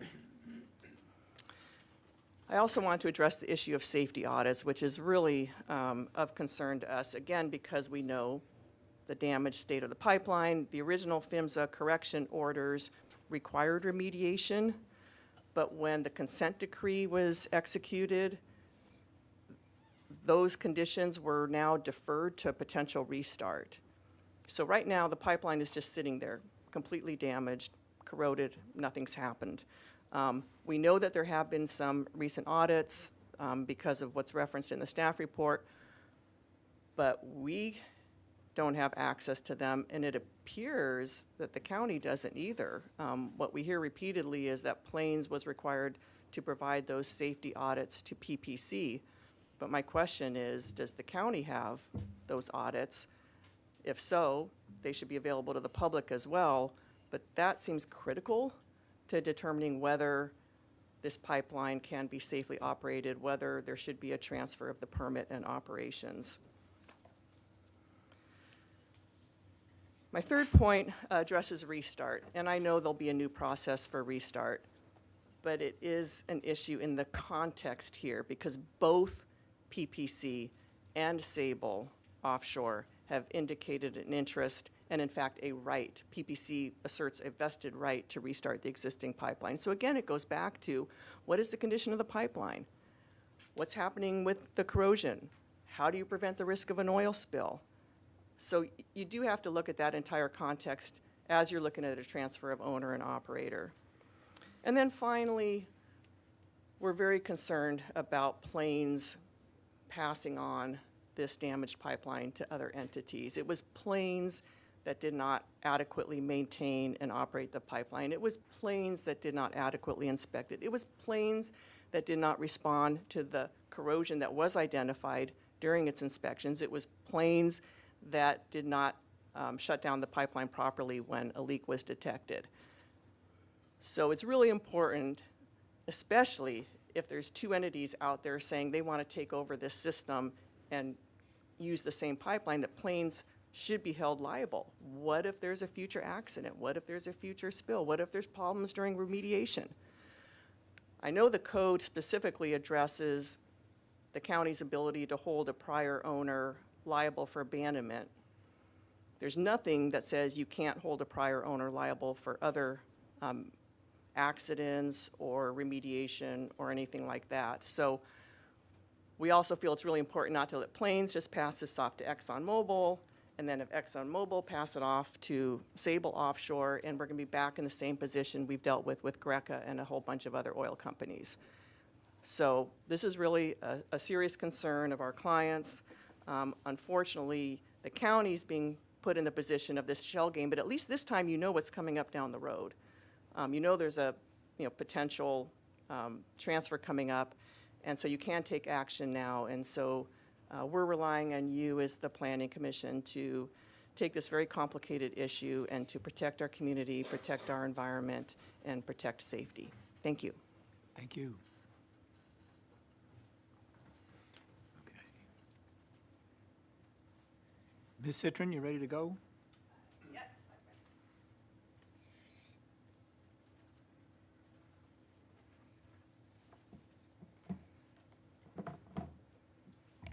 Good morning, Chair Park and Commissioners. Anna Citron with the Law Office of Mark Chatillo, representing the Gaviota Coast Conservancy. A lot has been said already by Mr. Capello and Ms. Kropp, and we're generally in support of their comments. I do want to focus in on what we see as the really critical issue here, and that is whether the proposed findings are adequate to support an approval, and specifically the finding that they are in compliance with their county permit. To the extent there's any question about whether or not they need to comply with the project description in the EIR, I would just read from the permit. This is condition A7 of the final development plan permit that the county approved. The procedures, operating techniques, design, equipment, and other descriptions described in the application are incorporated herein as permit conditions and shall be required elements of the project. Since these procedures were part of the project description which received environmental analysis, a failure to include such procedures in the actual project could result in significant unanticipated environmental impacts. Therefore, modifications of these procedures will not be permitted without a determination of substantial conformity or a new or modified permit. So the evaluation under Chapter 25B of the County Code as to whether the current owner and operator is in compliance with all requirements of the permit necessarily requires an evaluation of whether they've complied with the project description included in the EIR. So that project description, staff focused very narrowly on cathodic protection. And I think we heard from Mr. Capello and Ms. Kropp that, in fact, the cathodic protection system failed due to Plains' failure to maintain it, and the finding on that particular issue is not supported. But I would go further to say it's not just about cathodic protection. What the project description says is that the entire pipeline would be protected from corrosion. The project description describes the liner system and the cathodic protection system, and is overt that protection of a pipeline from corrosion is of critical importance to the environment. And they describe why that's required to prevent and mitigate the impacts of oil spills. So when you look at the PHMSA report, which we've heard cited extensively already, it is in the record in its entirety. The PHMSA report explains, as Ms. Kropp did, that because the coating, the liner system, has been compromised, moisture has infiltrated that liner system, and accordingly, the cathodic protection system cannot function as intended. And there is no current protection against additional external corrosion. The pipeline wall has thinned considerably. The project description moreover articulates the minimum thickness that's required. It's 0.344 inches.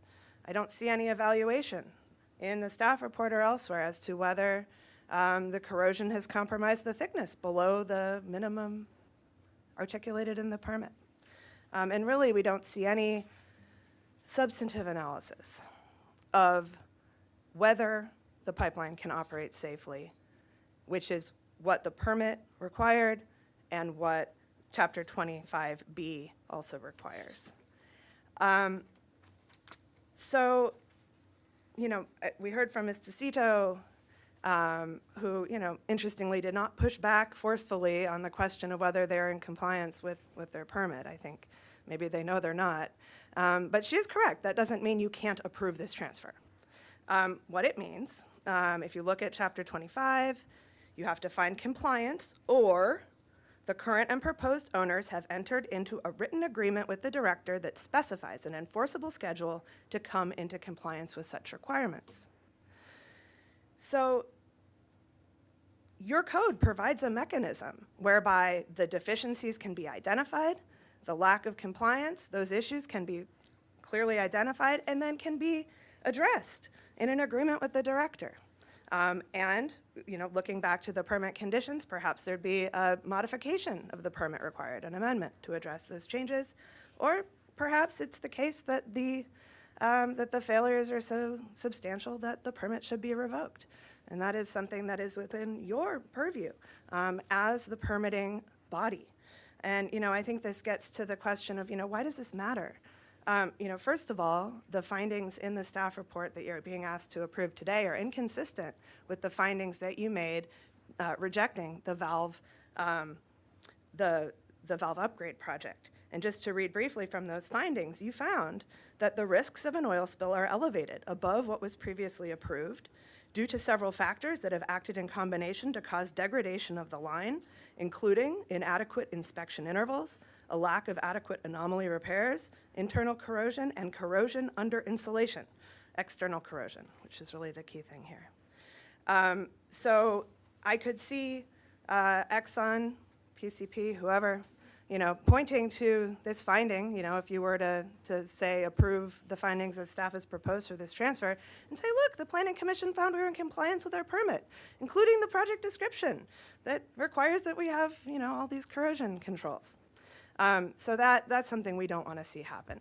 And, moreover, in terms of the bigger picture, we hear a lot about the county's jurisdiction being constrained by settlement agreements and, interagency, jurisdictional issues, et cetera.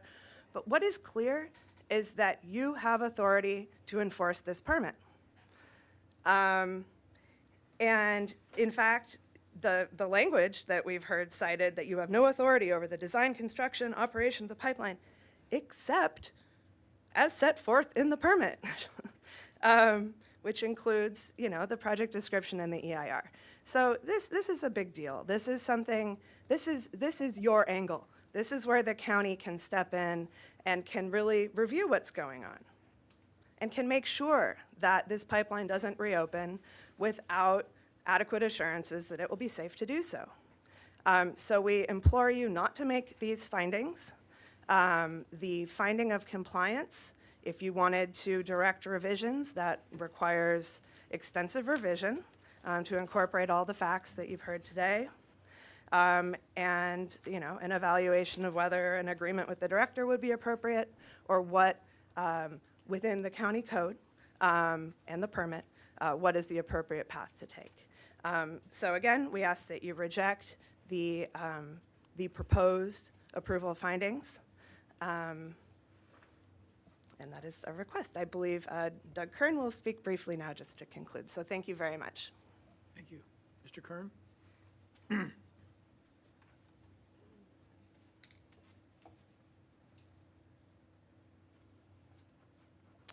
Chair Park, honorable commissioners, county staff, distinguished members of the applicant team, the public, thank you very much for this opportunity.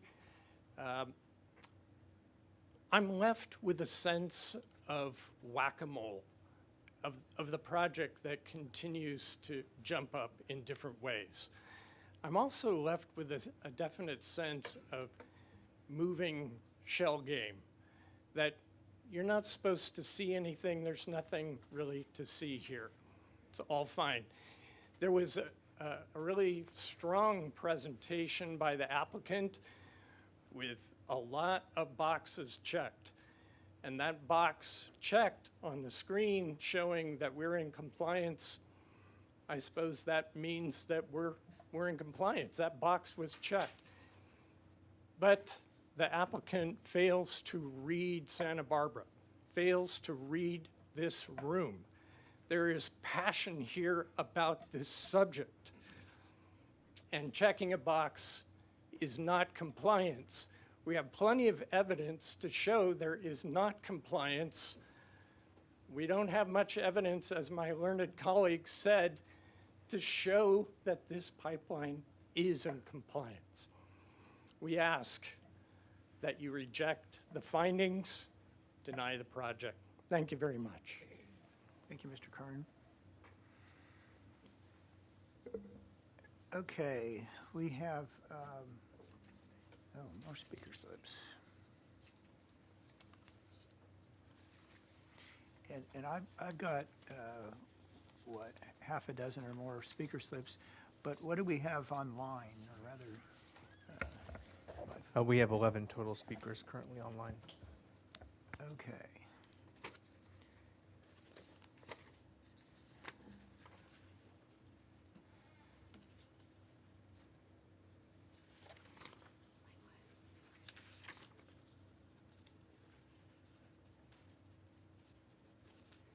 I'd like to start with Irene Cook.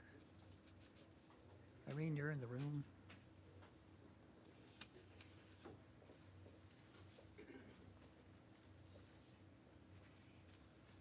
Should I have given you more time, Mr. Villalobos?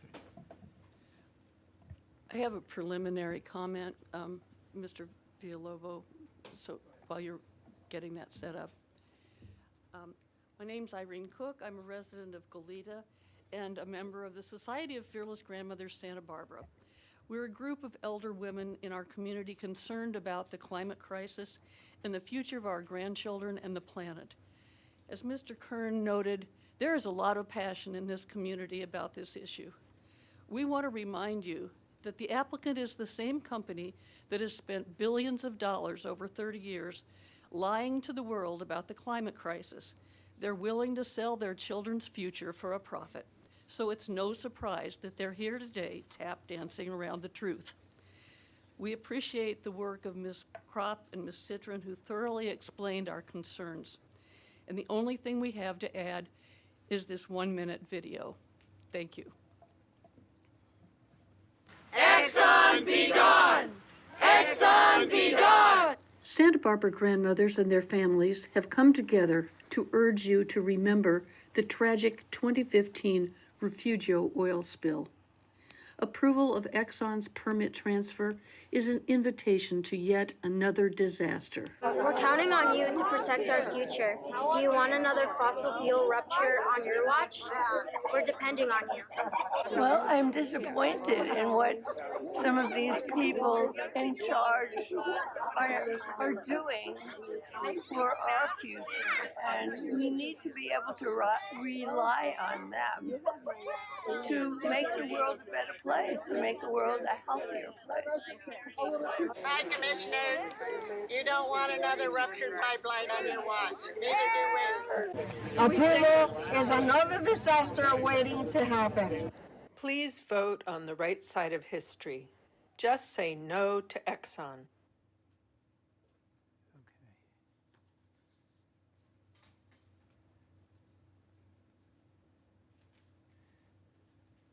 So that video of approximately 1 minute reminds me that I promised to give those who were willing to limit their comments to a minute the opportunity to go first. And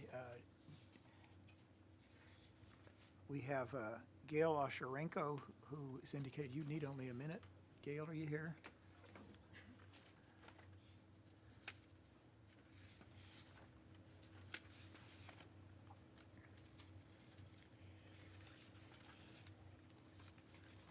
Chair Park and Commissioners, thank you for this opportunity to speak. Can you hear me now?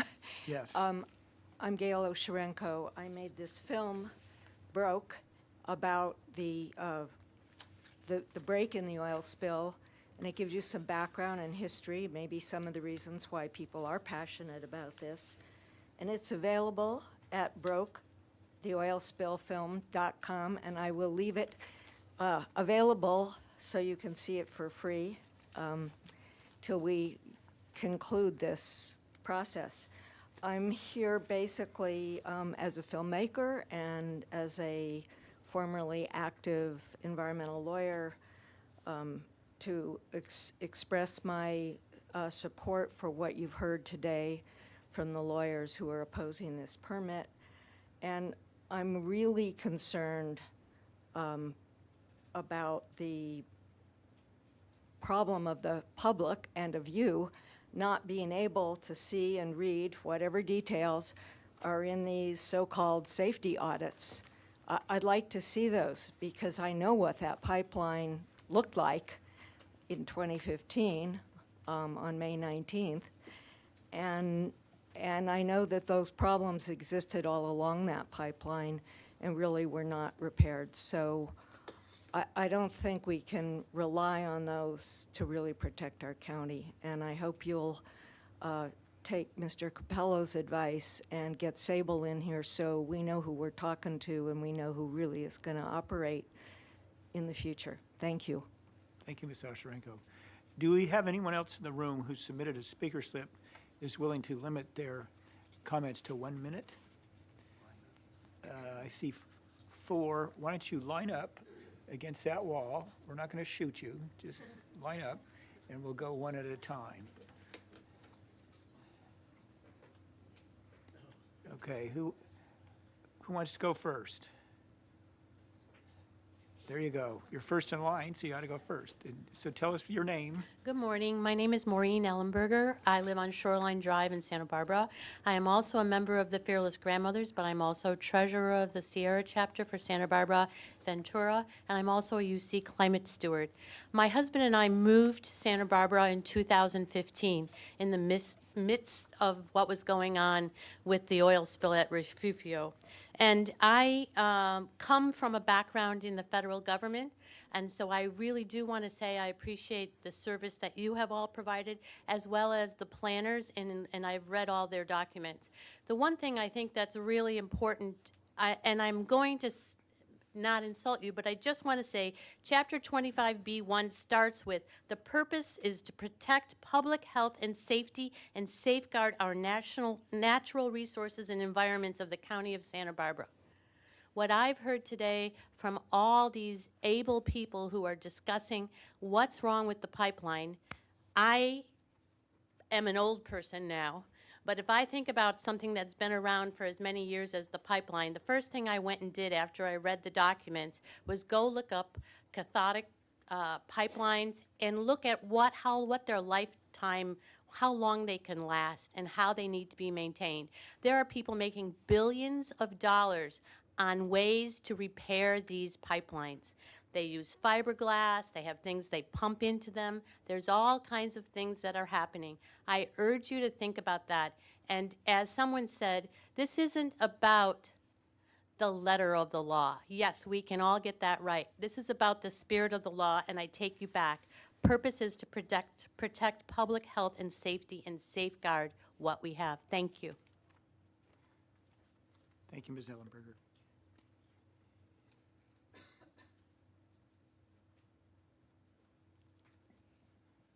Good morning. My name is Jane Fehrenbacher. I also am a member of the Fearless Grandmothers. I am morally deeply concerned about our climate. Oil in the air. Yeah, we need oil. We don't need it the way we're getting it. So, being a fearless grandmother, I'm asking the commission to be fearless also. Thank you. Thank you.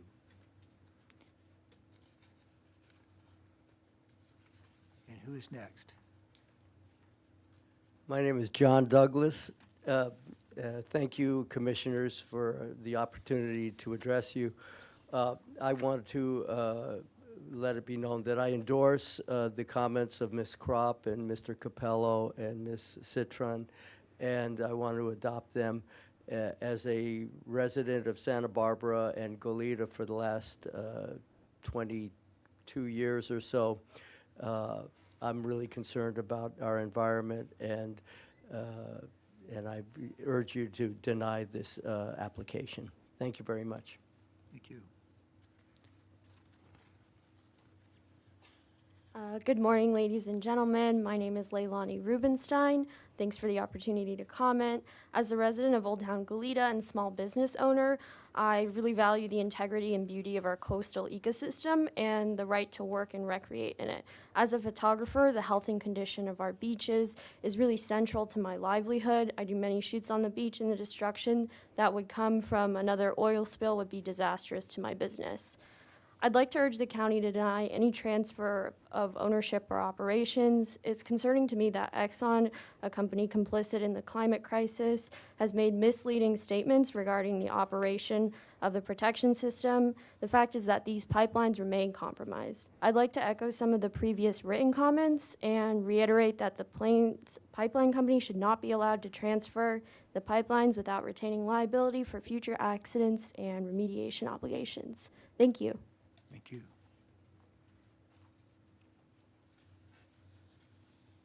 Hi, and thank you. I'm Janet Coed, resident of Santa Barbara City since 1969 when the first oil spill happened. And my son called me during the Refugio oil spill. He's a scuba diver. And so we've seen it firsthand, what's happened already. I'm concerned about a 40-year-old EIR, and I urge you to take your time and get this right. I have a 20-year-old grandson who told me recently that he said, "Grandma, you've really messed up the planet for us, and I urge you to help me out here. Let's get it right. Let's take our time. I'm a fearful grandma. I think I need to join them." Thank you. Thank you. Okay, I see no more 1-minute speakers in the room, but do we have some that are online? So we do have some hands up. So at this time, what I would ask, if you're willing to speak for 1 minute, go ahead and keep your hand up. If you want the full time, go ahead and lower your hand for the moment. Okay. Looks like I have 4 takers. Okay. Okay. So we'll start with Brady Bradshaw to be followed by Bill Hickman. Hello, can you hear me? Yes, go ahead. Thank you. Thank you, Chair Park and Commissioners. My name is Brady Bradshaw with the Center for Biological Diversity. I urge the Commission to deny the ownership transfer. Are we just taking Exxon's word that this old cathodic protection system is now, quote, functional? We already know from agency reports that this pipeline is severely compromised and cathodic protections aren't even effective in these environmental conditions. So findings of compliance with this permit would just be contrary to reality. We challenge Exxon to give the county the actual smart pig data that shows that the pipeline wall thickness is within operational limits. From my understanding, they haven't done so. If for some imaginary reason the pipeline is considered safe by the applicant, they should also have no problem convincing Plains to provide extra insurance for spills and eventual decommissioning. We support the denial change of ownership and will continue to support the county to protect itself from this deceptive, greedy, and dangerous campaign. Thank you. Our next speaker will be Bill Hickman to be followed by Michael Lyons. Thank you. Hello, my name is Bill Hickman with the Surfrider Foundation. The Surfrider Foundation is dedicated to the protection and enjoyment of the world's ocean, waves, and beaches. And this directly threatens our mission statement, so we wanted to stand up in opposition. The Planning Commission should reject the approval findings as proposed because they are contrary to the facts and inconsistent with the Planning Commission's recently approved findings denying the valve upgrade project. So thank you for giving us the time to speak today. We appreciate it, and please reject the project. Our next speaker will be Michael Lyons, to be followed by Matt Guthrie.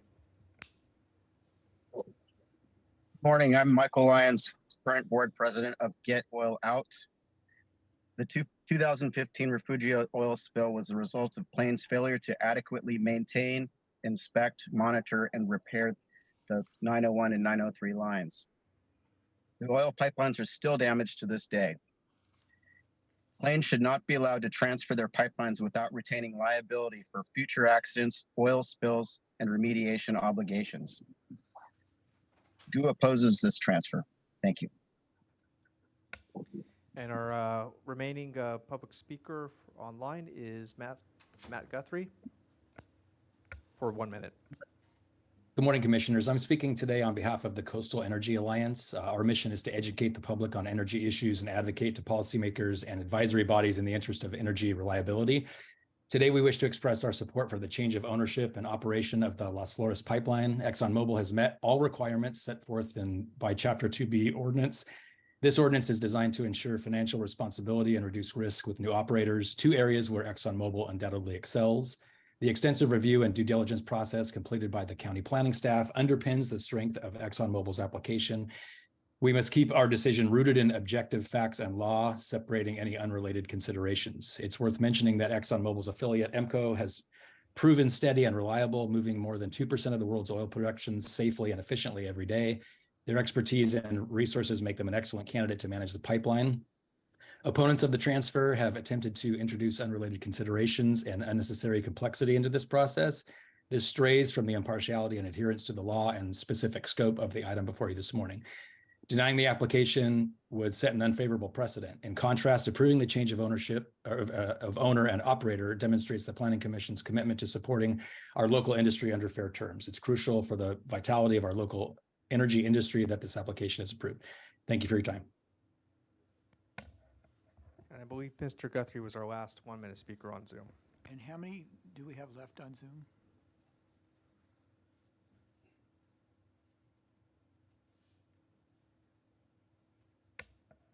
Six, and I see another hand up. Okay, let's take the next three. Okay. So our next speaker will be Ken Huff, to be followed by Jonathan Ullman.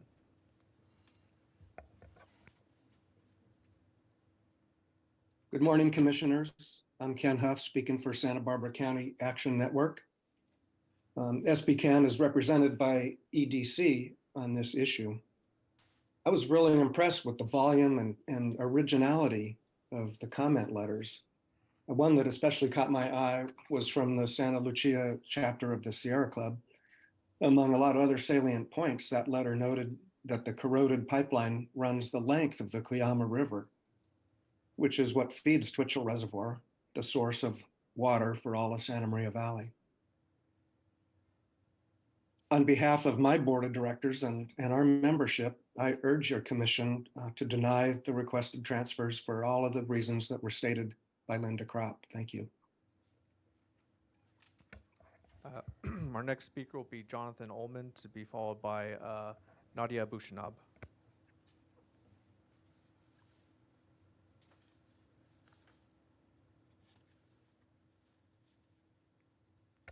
Mr. Ullman. Good morning, Planning Commissioners. I'm Jonathan Ullman, Director of the Santa Barbara Ventura chapter of the Sierra Club, the country's oldest and largest grassroots environmental organization. On behalf of our chapter's 10,000 members and supporters, we urge you to deny Exxon and its subsidiaries' proposed amendment to the 1986 pipeline permit. This application neither satisfies the requirements of Chapter 25B or the pipeline's 1986 permit, and there is nothing that overrides that. There is no evidence that there is an effective corrosion protection. There is significant evidence the pipeline is corroding, unsafe, and unrepairable. Exhibit A, the Plains pipeline ruptured in 2015 at Refugio, sending 450,000 gallons of Exxon's offshore oil into the coastline and into the channel, resulting in at least 202 dead birds, 99 dead mammals, including at least 46 sea lions and 12 dolphins. Exhibit B, according to the Pipeline and Hazardous Materials Safety Administration report, after the Refugio disaster, there is nothing that can stop further corroding. The pipeline is irreparable and can never be used again. Exxon's attorney described this as a simple ministerial decision. It's not. It is a decision that requires scientific evidence to comply with the law. It has neither.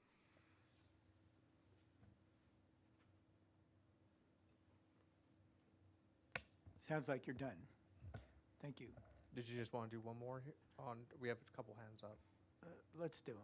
Okay. So our next speaker will be Nadia Bushinov, to be followed by Farah Stack. Good morning, Chair Park and Commissioners. My name is Nadia Abushanab. I am here on behalf of SBCAN, Santa Barbara County Action Network. And as has been stated already, SBCAN supports the points that have been made by Linda Kropp with the Environmental Defense Center, and we urge the Planning Commission to deny the change of ownership.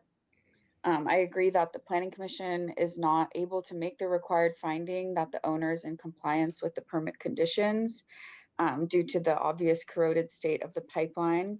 And I also want to reiterate that Plains Pipeline should not be let off the hook for liability of future spills and accidents, future abandonment and decommissioning, or any other issues related to the pipeline because of the corroded state that it fell into while Plains was the responsible party. And there's this further intention to transfer these operations to Sable, which others have already mentioned. And this is a company we don't know much about in Santa Barbara County, and we really need to get those people in the room and understand their intentions and their capabilities to maintain this pipeline. So I urge you to deny the change of ownership and not let these companies avoid responsibility in this way. Thank you. All right, our next speaker will be Farah Stack. Good morning, Planning Commissioners. My name is Farah Stack, Policy Associate speaking on behalf of Community Environmental Council, a local environmental nonprofit whose mission is to build on-the-ground momentum to reverse the threat of the climate crisis. We work in Santa Barbara, San Luis Obispo, and Ventura counties.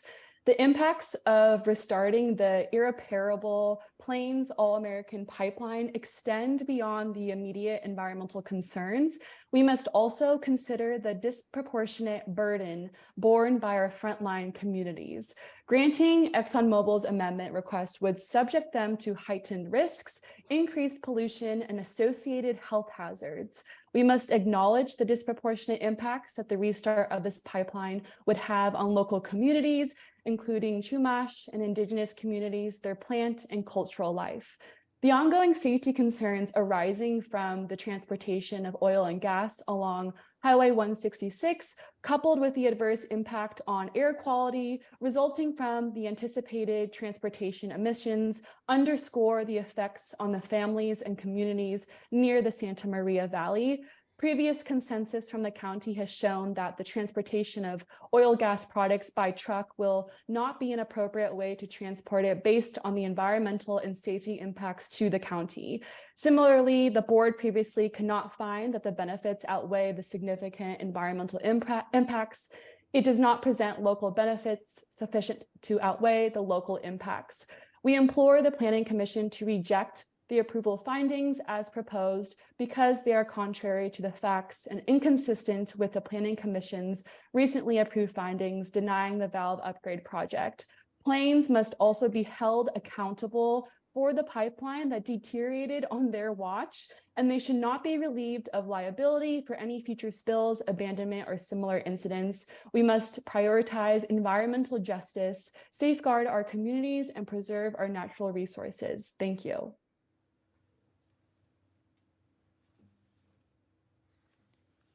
We have any other Zoom speakers? We have a couple of others, but I'm not sure they think they wanted their full time. What's that again? We have a couple outstanding ones, but they didn't raise their hand for 1 minute. Okay, let's finish with the Zoom speakers. Let's take those two. Okay, so our remaining speakers on Zoom are Esther Gonzalez and Gary McWilliams.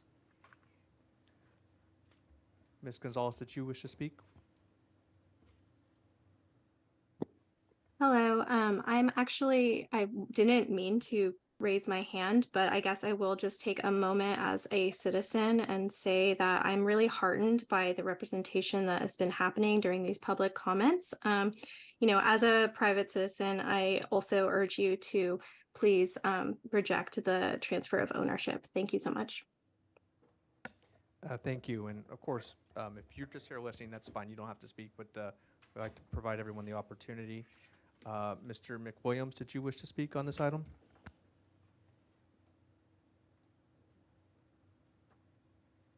Hi, I'm just listening as well. Okay, great. Thank you so much. And so with that, that concludes our Zoom participant. Okay. I have 4 speaker slips for people in this room. If you want to speak and haven't submitted a slip yet, please do so immediately. We're going to have Spencer James, followed by Ben Oakley, and it's, is it Mavisa Sullivan? I can't quite read your first name. Marisa. And then followed by Mr. Brian Anderson.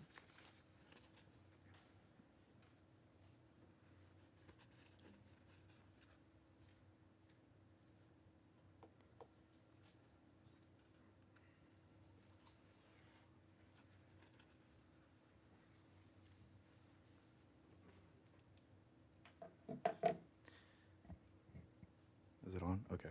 You're on. Aku Aku, Spencer Gakti. I work with Sacred Places Institute for Indigenous Peoples, and I'm Smuich Chumash, and I currently live in Siukdun, which is now being called Santa Barbara.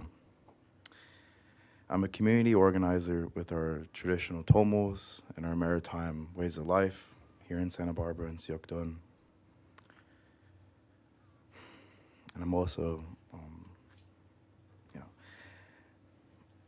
another pipeline means we cannot hold ceremony on our beaches, on our homes. Another pipeline spill, sorry. We cannot fish to feed our families, and we cannot access beaches to learn from the plants and from the animals and from the ocean that our Creator has told us to do and is our obligation to do. ExxonMobil has continuously proved that they cannot be trusted because of their history of their pipelines bursting in places such as Arkansas, Montana, Canada, and even, as we saw here, our Scotland, our ocean, and our animal relatives are suffering from big oil's extractive relationship with Hutash, our Mother Earth. This company is actively displacing indigenous peoples all across the world, and not only people, but our animal relatives as well. The fact that Chumash people have to stand up here with only 3 minutes to advocate for the protection of our homelands is disturbing and disrespectful. We have been taking care of this land since time immemorial, and we know what is best for our homelands. ExxonMobil, you all have been here for 3 decades and successfully desecrated and disrespected our homelands to an almost irreversible state. ExxonMobil and any other big oil company, I'm telling you, with all the indigenous people that stand behind me and that couldn't be here today, that you are not welcomed in our territory and you never will be welcomed in our territory, and you should leave and never come back. Kakino, and thank you for your time. Thank you, Mr. James. So our next would be Ben Oakley.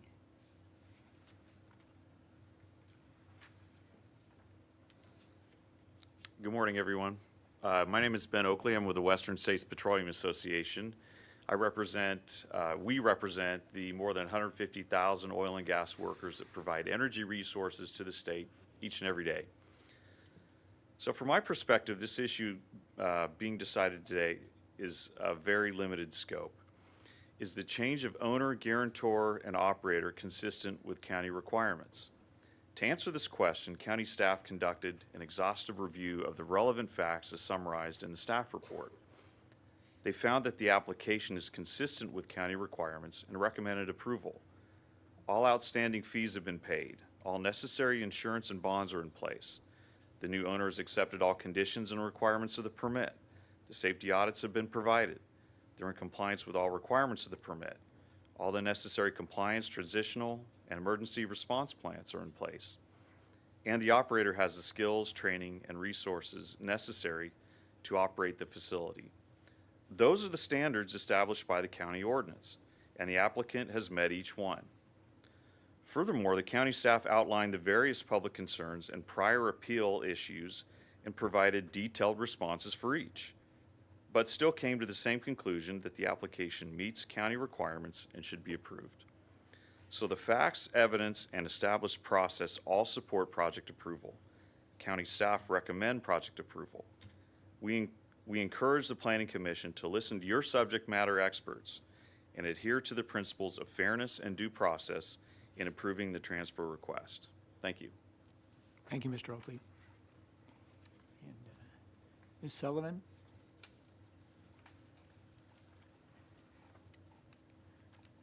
Good morning, Planning Commission and other people attending today and out on Zoom World as well. My name is Marisa Sullivan. I'm the Vice Chair for the Coastal Band of the Chumash Nation. We've been very involved over the years with any type of development and making our very clear wishes known that we prefer that our land not be continued on the path of destruction that it is now.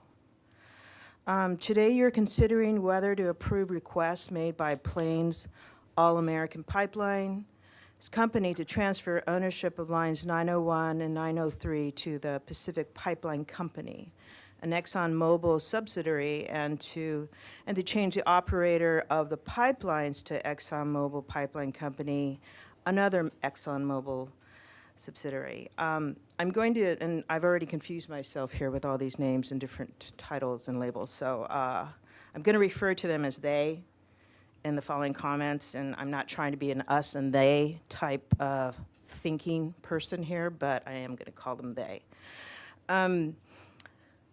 Speaking for the coastal band of the Chumash Nation, our ancestors lived on these very lands for many, many thousands of years. We continue to live here and love the land that provided us with so much. We consider ourselves to be part of the land. We do not think it belongs to us.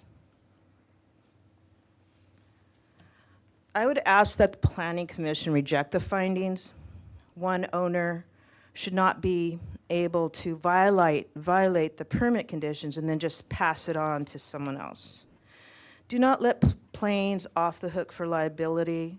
Plains should not be allowed to transfer a pipeline that became damaged under its watch. Plains should not be absolved of any liability of future spills, abandonment, etc. We should be provided with more complete information about safety audits on the pipeline. I would like to know who conducts these safety audits. Is it Exxon Pipeline? I'd like to know what the sources of these that have been provided and go on record as being compliant. How many times have we been told it is safe, this pipeline? They maintain that they have complied enough. These pipelines have been shut down since May 19th, 2015, because of the oil spill on the Gaviota coast. The spill was caused by extensive corrosion in these same lines, were they not? Oil from the spill spread over 150 miles of coastline, causing the closure of fisheries, state parks, beaches, and campgrounds, and killed over more than 300 marine mammals and seabirds. Now, some people might think they're just, animals, but they are our relatives. That's how the Chumash people think. And I grieved when I saw the slide of that. I believe it was a brown pelican coated with oil. How much did that animal suffer? Do we just lose sight of the suffering that happens? Today is June 14th, 2023. It's been 8 years since that horrific event. Subsequently, Plains Pipeline was indicted by the Santa Barbara grand jury on 46 criminal charges related to this spill. Felonies, I think. Back then, the company released a statement which said it sincerely regrets the accidental Line 901 release and the resulting impact on the community, the environment, and wildlife. Since the release, we have worked tirelessly and relentlessly to do the right thing and do it as quickly and effectively as possible by cleaning up the beaches and other affected areas. But have they really? My understanding is that they have yet to fix the damaged pipelines. We've only seen them work tirelessly and relentlessly to restart these pipelines.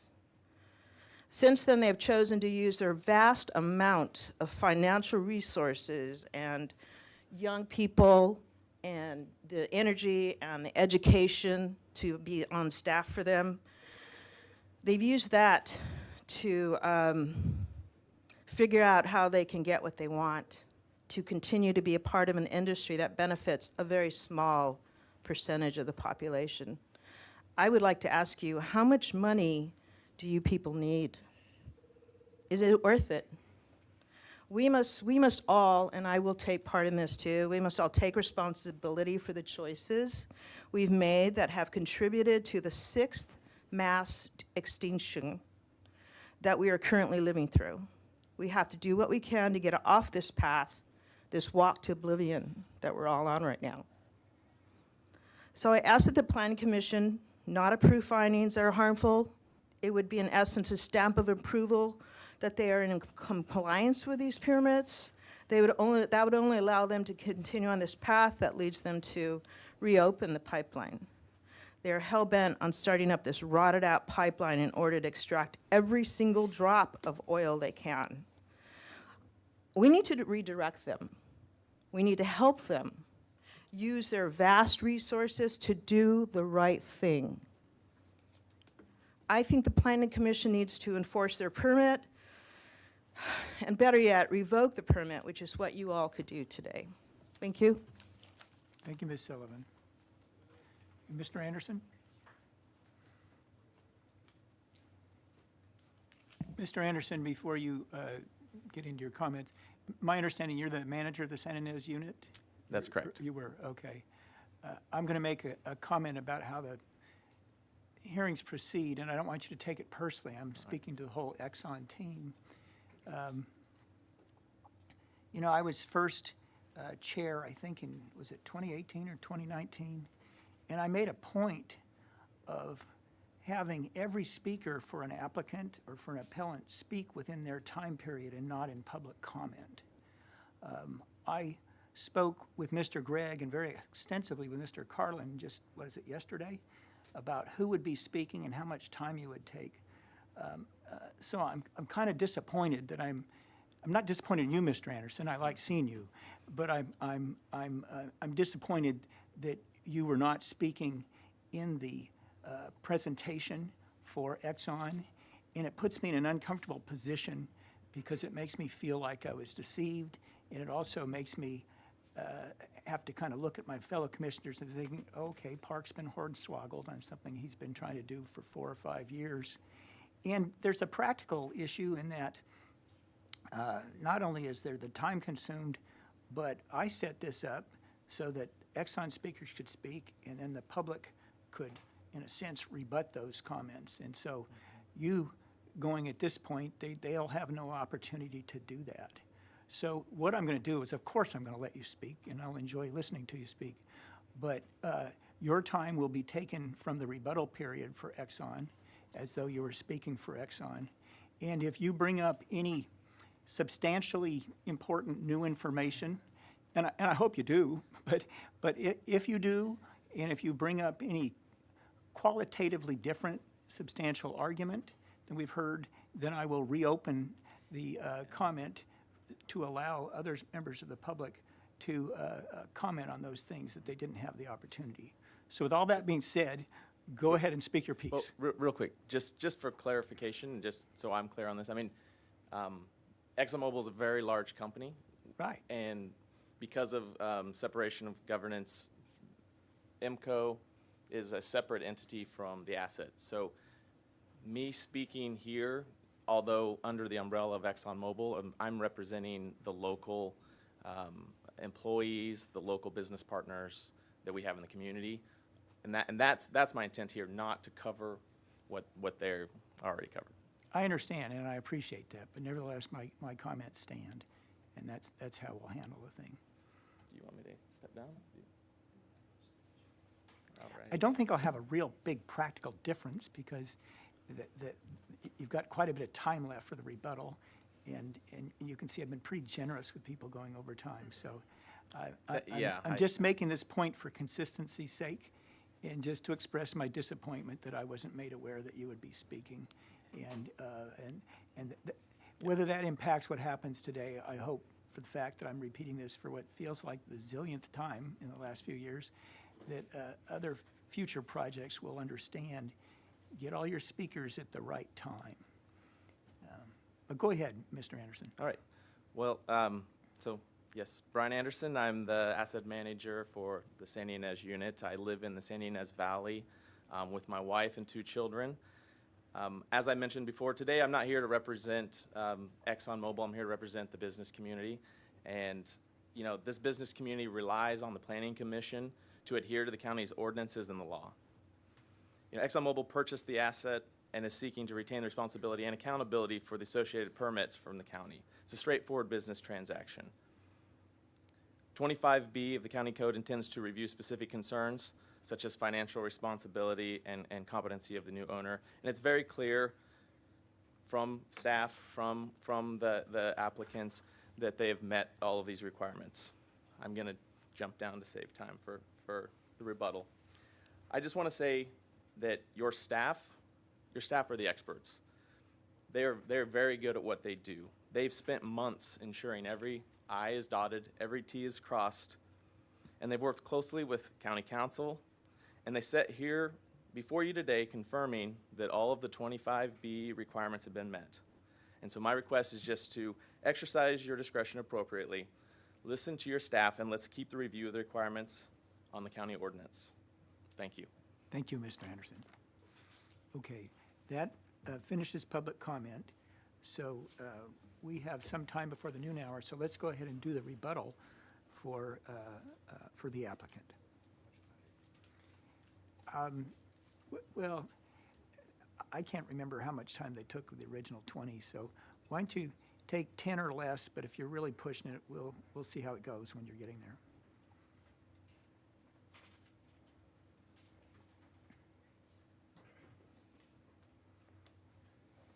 All right. I will try to cover things. I will do my best to do it in a logical order, but I haven't had time to kind of fully organize my notes. So I may jump around a little bit. It's okay. And don't swallow your tongue if you think you're at 9 minutes and 58 seconds. And, I appreciate it. Thank you. Just so first, I just want to emphasize that that the commission is, of course, guided by 25B. So that's why we're here today. There's been a number of questions about why are we here today. There might be another transaction. What's the rush? The rush is that we bought the asset, and your ordinance requires us to come in here and get these approvals. That's why we're here.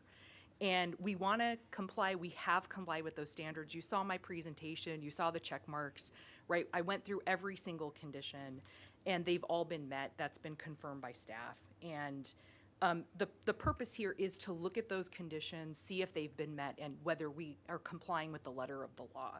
That is the constraint on the commission. In terms of Sable, there was a specific question about, why are we, Mr. Capello said, why are we rushing this? Why are we in here? If there's going to be another transaction, then we should wait until then. But the closure of a deal with Sable's not certain. It's not imminent. What we do know is that PPC owns the pipeline now, and so is here to follow the county's own ordinance to get that transfer processed. That's what we're supposed to do. And there's no provision that I see in 25B that gives us an exception to say, well, there's another transaction that may close, so let's just put this off for a while and you don't have to look at it. You as the commission have to approve each and every change. And so there's no reason to wait. And what will happen if the Sable transaction closes? Then Sable will go through the same process, and Sable will be here and they will answer your questions. They will answer all of those, and until that transfer occurs, it will be ExxonMobil, EMCO, and PPC who will own and operate the pipeline. So there's no basis to wait for Sable. There's no shell game going on here. Their assets ownership has been changed, and so we're here for that. In terms of Plains, I don't think that 25B contemplates keeping Plains on the hook for anything. ExxonMobil, EMCO, and PPC are here to take responsibility for this pipeline, to guarantee it, to own it, and to operate it. And that's what 25B contemplates, is that people can sell and transfer these assets. There was some comments suggesting that the cathodic protection system has broken down or that it's not operating. And that's just not true. It is right now intact, it's in operation, and it's actively monitored. And there were related comments about a lot of quotes from the PHMSA investigation report that was attached to some of the public comment. So that investigative report was from 2016, right? So the rupture occurred in 2015, there was a comprehensive investigation, and the investigative report was published in 2016. It was then in 2020 that PHMSA, the same entity that did the investigative report, signed on to the consent decree. So PHMSA knows everything about this pipeline. They're experts in pipeline safety. They understand the state of the pipeline. And it's that consent decree that is going to control things moving forward. And that is outside the hands of the county. That is something that is within the exclusive jurisdiction now of OSFM. But PHMSA and OSFM both signed onto that consent decree. And I put up some of those requirements. Those requirements are in the consent decree specifically to address some of the concerns that have been raised here. Concerns about cathodic protection, about pipeline integrity, about the fact that there was a rupture and wanting to make sure that the pipeline will be safe if it's ever restarted. We will have to comply with all of those if a restart is pursued, but it is not something that is here before the county today. And that's true not just because of the Celeron agreement, which I know Mr. Capello raised. So that agreement is still in place, and it does still bind the county, but it's not just that agreement. Under California Government Code 51010, OSFM has the exclusive safety and regulatory and enforcement authority over intrastate pipelines. So Mr. Capello raised concern about, well, it used to be interstate and now it's intrastate. If it's interstate, it's PHMSA. If it's intrastate, it's OSFM. Those are the two entities that govern pipeline safety, and those are the two entities that will oversee any restart if one occurs here. On the conditions about whether the pipeline, whether we're in compliance with the permit, I put up that slide that had the language, right? There's not been a notice of violation of any permit condition. There's never been a notice that the permit, that Plains or that anyone else is in violation of that permit. That's what that section identifies, right? It says that you have to be in compliance, and it identifies specifically a notice of violation, and there is no notice of violation here. And I went through what is required in those environmental documents and the fact that the cathodic protection system was put in place, all of those requirements are met, they are all still there. And as further support that it is working, the consent decree doesn't say, forget cathodic protection, turn it off. It requires it to stay in place. It will just require additional maintenance and additional monitoring.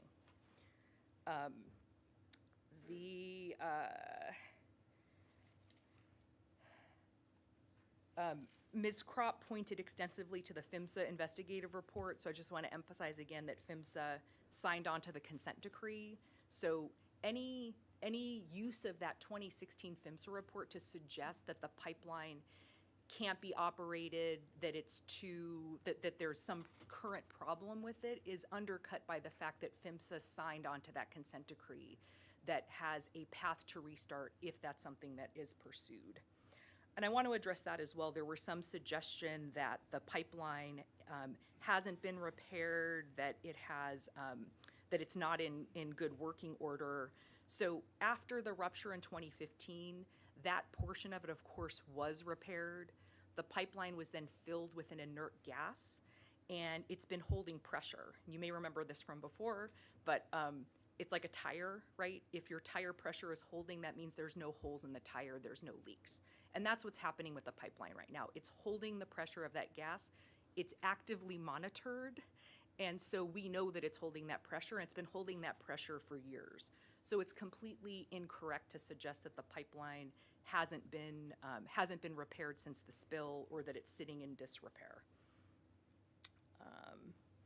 In terms of audits, there were some concerns raised about audits. So I just again want to echo that what 25B requires is that the audit be passed from Plains to PPC, so that PPC understands if there are any audit findings and they understand the condition of the asset, so that they can make sure that they can take responsibility for it. And I want to quote from that staff report from 2001 that talked about the reasoning behind 25B. And what it said was that the safety audit finding is to disclose facility problems to the new owner or operator, just as a home inspection discloses needed repairs to a prospective buyer. That's the purpose, and that's why that condition requires just that the audit be given from Plains to PPC, so that PPC knows what those audits say. Ms. Citrine suggested that we did not, that I did not say that there's compliance with the county permit, so I want to be very clear. There's compliance with the permit, with the FDP. So I don't want there to be any confusion about that. And again, that's underscored by the fact that there's not any kind of no notice of violation of that permit. Again, we would ask the commission please to focus on the findings in 25B. The chapter says that if those findings are met, that you have to approve the transfer. This transfer doesn't have anything to do, we're not here today because of restart or because of any plan to restart. We're here today because this is what the county code requires. And the county wanted this in place and put this in place to make sure that any new owner or operator would have the financial and the technical capability to operate an asset within your county. And I think that we have met that. I think we've exceeded that. I think we've shown that ExxonMobil, EMCO, and PPC have the financial and the experience and all of the meet every requirement to transfer the permits. Thank you very much. We have a question for you. Of course. From Commissioner Bridley. Ms. Salcido? How do I pronounce your name? Sestito. Sestito, thank you very much. Sure. I find your presentations very organized, and I appreciate that. Can you just answer one big question is, why does ExxonMobil want to acquire this asset? Why does ExxonMobil want to acquire it? Well, PPC already acquired it, right? So they already purchased it. I don't, I'm not sure that's part of the requirements or the background, but as you know, they own other assets out here. So I mean, is it reasonable to assume that you found that the asset was somehow worth your capitalization and your backing to own it, even if it's just temporarily before some other deal happens? I mean, you're taking on a significant risk, so the company already saw that it was worth doing this exercise, correct? Yes, I think it is, without getting into details that I don't actually have background on, but I think it is fair to say that PPC and ExxonMobil would not have entered into the transaction to purchase the pipeline assets if they didn't think that that was in the best interests of the company. Okay, thank you. Okay, we're going to, you're done, correct? I am done unless there are any other questions. Any other questions, Mrs. Tito? Okay, then we're going to close the public hearing. And let's go ahead and, while things are fresh in your minds, ask Mr. Briggs or Mr. Zorovich, do you have any further comments to add? And of course, commissioners can ask you any questions based on what they've heard. Mr. Chair and Commissioners, I think we'd be happy to answer any questions that you have, but I don't think that we have any proactive comments. Okay. I would, let me just add to one. Sorry, we didn't practice this ahead of time. And all I would say is that, just a reminder, because I think there were some comments about the environmental impacts we're going forward, and this is an administrative, basically this is an administrative action. It's really just the transfer of a permit. There's no impacts to the physical environment related to what is before you today. It's an administrative thing required under County Ordinance Chapter 25B. And so I just kind of wanted to just remind or go back to that's why we're here today. And again, we're available for comments. And I know Chair Park, you had asked for some language in the EIR about what's in the cathodic protection. If you still want to pursue that, we can make that available too. I do. I would like to see that up on screen because I think that's important, or it is to me. And I'm going to tease you, by the way, while you're setting that up. I still do not deviate from my great praise for this staff report, but I notice there's a sentence addressing what Commissioner Briley just brought up, and that was the purchase of the pipeline system from Plains. It says that PPC formally acquired ownership of the pipeline system from Plains on October 13, 2023. And that so confused me at about midnight last night. I asked my wife, do you know what that could possibly mean? And she said, just go to bed. But, anyway, I'm sure that was a typographical error. Noted. Thank you. Oh, Mr. Chair. Okay, Commissioner Briley does have a question. Oh, go ahead. And would you like to ask that now before we bring up this language or not? Yeah, because it actually. Go ahead. I don't want to complicate that. There have been a lot of comments today about, the restart and how this is a precursor to that. Can you help us understand what is the status of the line 901, 903 replacement? Because that's a pending case, and that may be more salient for those concerns, so I'm just asking. Mr. Chair and Commissioner Bradley. So we received an application from Plains in 2017. We went through the initial completeness phase and determined that the application was complete sometime in 2018. And then subsequent to completeness, we dove straight into environmental review. And we brought a consultant on board to help us draft the EIR for that project. And we have it substantially complete. But because of a few lingering issues that we need more information on, the EIR, the internal admin draft EIR is not yet complete, but we're very close and we're simply waiting for a little bit of additional information before we can finish it up. But just as a reminder, the project has a federal touch as well, so it's an EIR-EIS combined document. And so that I mention that because it's important. And it also complicates the process a little bit because we're working with federal partners to make sure that the requirements for an EIR are met, as well as the federal requirements for an EIS. And so, it seems like this has been ongoing for quite some time. That's true. But it is a complicated process, and as soon as we get the additional information, we should be able to finish up the document relatively quickly. Sorry, through the chair. So who's the applicant for that case? So the applicant at the time of submittal was Plains Pipeline, and then once the project was acquired by the ExxonMobil affiliates, it's now their project. So they've acquired everything related to the pipeline system, including any pending applications. Okay, Mr. Chair. let's look at that language. So I would anticipate that pulling up this language is going to lead us into some discussion. Do you want to get into that now prior to lunch, or do you want to wait until after lunch? I think what I'd like to do is pull it up and see if it does lead to that discussion. That we can do that there. It may not, because we've had all this discussion about what everything says, but we haven't actually anybody put it up there. And so we'll have that there. And, but to your point about lunch, then I want to get a sense from both staff and planning commissioners. Do you want to power through, or do you want to take lunch and come back and do the deliberations and so forth? But let's go ahead and get this language up there for now. Okay, sure. So what I am going to show you now are two different clips from the 1984 project description in the EIR.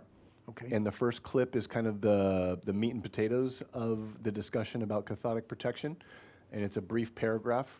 And the second clip is a single sentence, and it's just an offhand reference to cathodic protection. For the purposes of this conversation, the first clip will be much more important. And is it from the EIR, or is it from the project description? I'm guessing the EIR, right? So, as you guys know, today, when staff processes a permit, we go through the environmental review phase. Of course, the project description is included in the EIR. But then when we bring a permit to the commission for approval, the description is also included as condition number 1 of the permit. At the time that this particular permit was processed, they didn't do that. So when you pull up the permit, we don't have a 30-page project description like we would today. It Right. simply refers back to the EIR. So when we say the project description for this project, we're referring to that one contained in the EIR. Oh, all right. All Yeah. right. Good, thank you. Good. for Okay, clarifying. here we go. Thank you.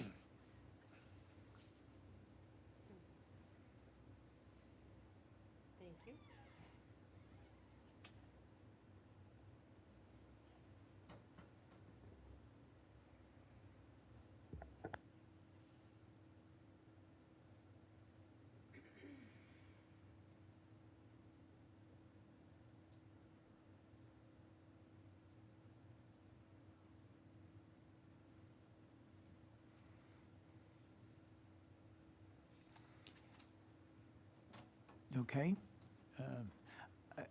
I'm going to want to refer to that during deliberations. And so if there's a way to print that out, or if we deliberate in the next few minutes, maybe I don't need to, maybe we'll just go back to this. But Okay, anyway, if you want them printed, let me know. We can yeah, do that. just that. And just to reference, this is page 2-5 of the EIR. But that's not in my packet, right? My packet has the It is not. conditions, right? Thanks.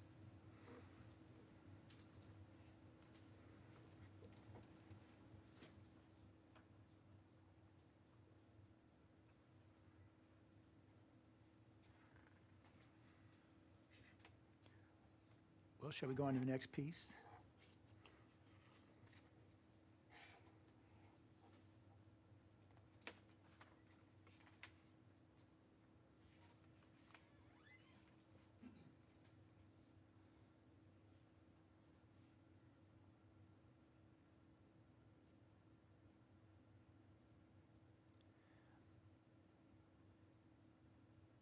I'd like that printed out too, for me, just, those parts. Okay. All right. Do we have further questions now of staff? And did you have any further comments, Mr. Briggs or Mr. Zorovich? Or Ms. Ibarra? Mr. Chair, we do not have any further comments, responses. We're available. If it's your desire to go through lunch, we're available for that, or if you want to, we're available either way. Okay. I wish I could foretell the future and determine how long the commission will want to deliberate, and I never know. I do have a few minutes worth of comments myself, so it won't be just a up or down kind of thing. So, fellow commissioners, would you like to take lunch and then resume with deliberations? Or would you like to have deliberations now? And I'm going to ask the same question of staff, and staff's answer is going to trump yours. So, what say you, Commissioner Farini? I'm good to go. Okay, Mr. Martinez? I really can't hear what the other commissioner said, but for me, I think I'm gonna have to take lunch because I think I'm in a room where they really didn't have me being in here because they had it on their agenda, then they took it off. I would like lunch, is what I'm saying. Okay. And Commissioner Briley? I'm actually okay forging on, but I'm okay either way. Okay, myself as well, and I'm kind of inclined to have lunch, and if Mr. Martinez wants to do that. Staff, do you have a preference? And it's everybody in the room, it's staff. Mr. Chair, as staff, we have a hard time, putting ourselves first, so we'll follow your lead. But you're first in my mind, you know that. Now, if we do power through, I would appreciate just a quick water break. Yeah, and we haven't taken a break since my only 10-minute break that was at 10:11. So we'll break for lunch. That's the way to do it. And let's get back at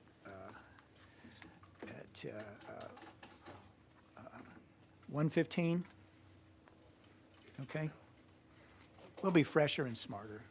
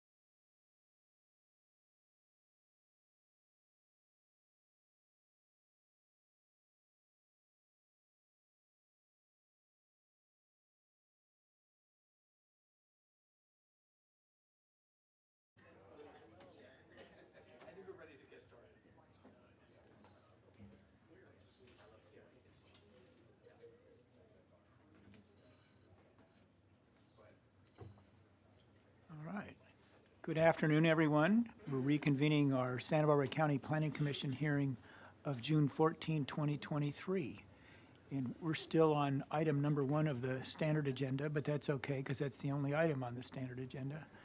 And we're at the stage where we are in Planning Commissioner deliberations.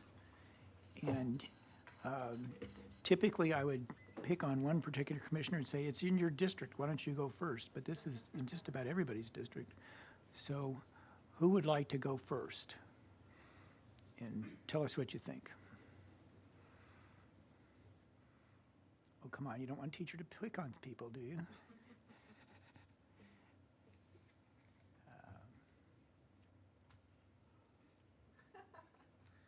Oh, come on. Really? I'm You don't I'm the want me one, to go it's first. not That'll even in take my all district. afternoon. But I'm not shy. Okay, good. I'll start. Well, I think that I want to second the appreciation of Chairman Park to staff, because this was a pretty complicated thing and we don't deal with this chapter on a regular basis. So I really definitely valued the explanation of what the purpose of the hearing is and the purpose of this application. I generally would not call myself a pro-oil person. However, for this case, I'm having a hard time going down the rabbit hole of saying, don't approve it based on the chance that the line will start up under Exxon for a couple of reasons. One, Plains has already agreed to do this business transaction, and this is a business transaction. I don't see this as restarting the line, and that's why I asked staff about the status of the 901, 903 cases. That's the time when we can look at more critically updating conditions and looking at what can be the best protection at that point. This is a transaction between entities, and I happen to believe that ExxonMobil is one of the best capitalized and most successful companies. And as much as they're an oil producer, and a lot of people, almost everyone in this room, can put them in the bad column, in that industry, they're very well respected. So, and they've guaranteed this $100 million, backing, and they've accepted all of the conditions of the existing line and all of the dilemmas that was faced by Plains or perhaps not completed by Plains. So I am having a hard time not approving staff's findings and saying that this is okay, because it's just the business decision of who is going to be the operator and guarantor. This isn't about starting the line, and as much as a lot of the opponents today want to extend the logic to say, if this is approved, then the line will start. But not really, because there are other things that have to happen before the line will start. So it's hard for me to look at a lot of people that I really respect and I want to support, I mean, the folks from the Shumash community were meaningful to me, as well as a lot of the environmentalists in the room. But I see this as a business decision that I think that the county, should support. And honestly, I'm a little bit hopeful that ExxonMobil will infuse this capital facility with something that it needs, which is attention, expertise, and money. So I'm inclined to actually support staff's recommendation, and that's where I sit. Okay. Who would like to go next? Commissioner Farini. Okay, thank you to staff for a really good and thorough presentation. I was a little disappointed today in some of the crowd. I felt that they were attacking staff, and I don't think that's fair. They're the messenger. They spent a great amount of time and their own expertise, which they spent years accumulating, and we have a very robust staff with great knowledge. And so your presentation delineated everything out in excellent fashion. So I know you guys have thick skin, and let it roll off. I agree with Commissioner Bridley. This is more of a business decision. This isn't to restart a pipeline, and this is to get a very strong company in place who has the financial wherewithal to check, double check, fix, double fix, make sure everything is done to the best of their human capacity. And I would say probably with the technology that they have in place and the pride of ownership, it'll even go beyond human capacity. I heard some concerns about one of the things was the pig that goes through the pipeline and determines the depths, or not the depths, the thicknesses of the pipeline. I thought that was pretty interesting, and I would hope at the appropriate time when the pipeline does, if Exxon does decide, or whoever decides to pursue permitting the pipeline to get it going again, that we have access to some of that data to put everybody's mind at ease. What's really going on? It seems like there's a lot of boogeymen out there that you're going to need to overcome. With that, I'm ready to move forward and approve the application as presented by staff. All right. Thank you. Commissioner Martinez. Yes, thank you for that. I just want to know that I was trying to press my button to speak before Commissioner Farini, but I just couldn't reach my button in time, so. Well, I wouldn't have noticed it anyway, so all's well that ends well. Yes, well, no matter. No, I'm inclined to approve what's going on here in regards to the transfer of ownership. What I spent my lunchtime looking over, and I really appreciate that the permits of the December 12, 1988 was included in the packet, which allowed me to look over all this language regarding the concerns regarding who's responsible, who's going to pay for it. And I found it actually very revealing that the permit situation, when you even look it over, of how the owner operator liability is a strict liability situation, and it's part of that permit situation. And that if there's any changes as to what the operations are regarding this pipeline, which takes us into the operation part of it, the permit addresses that and says, there has to be additional permits and so forth.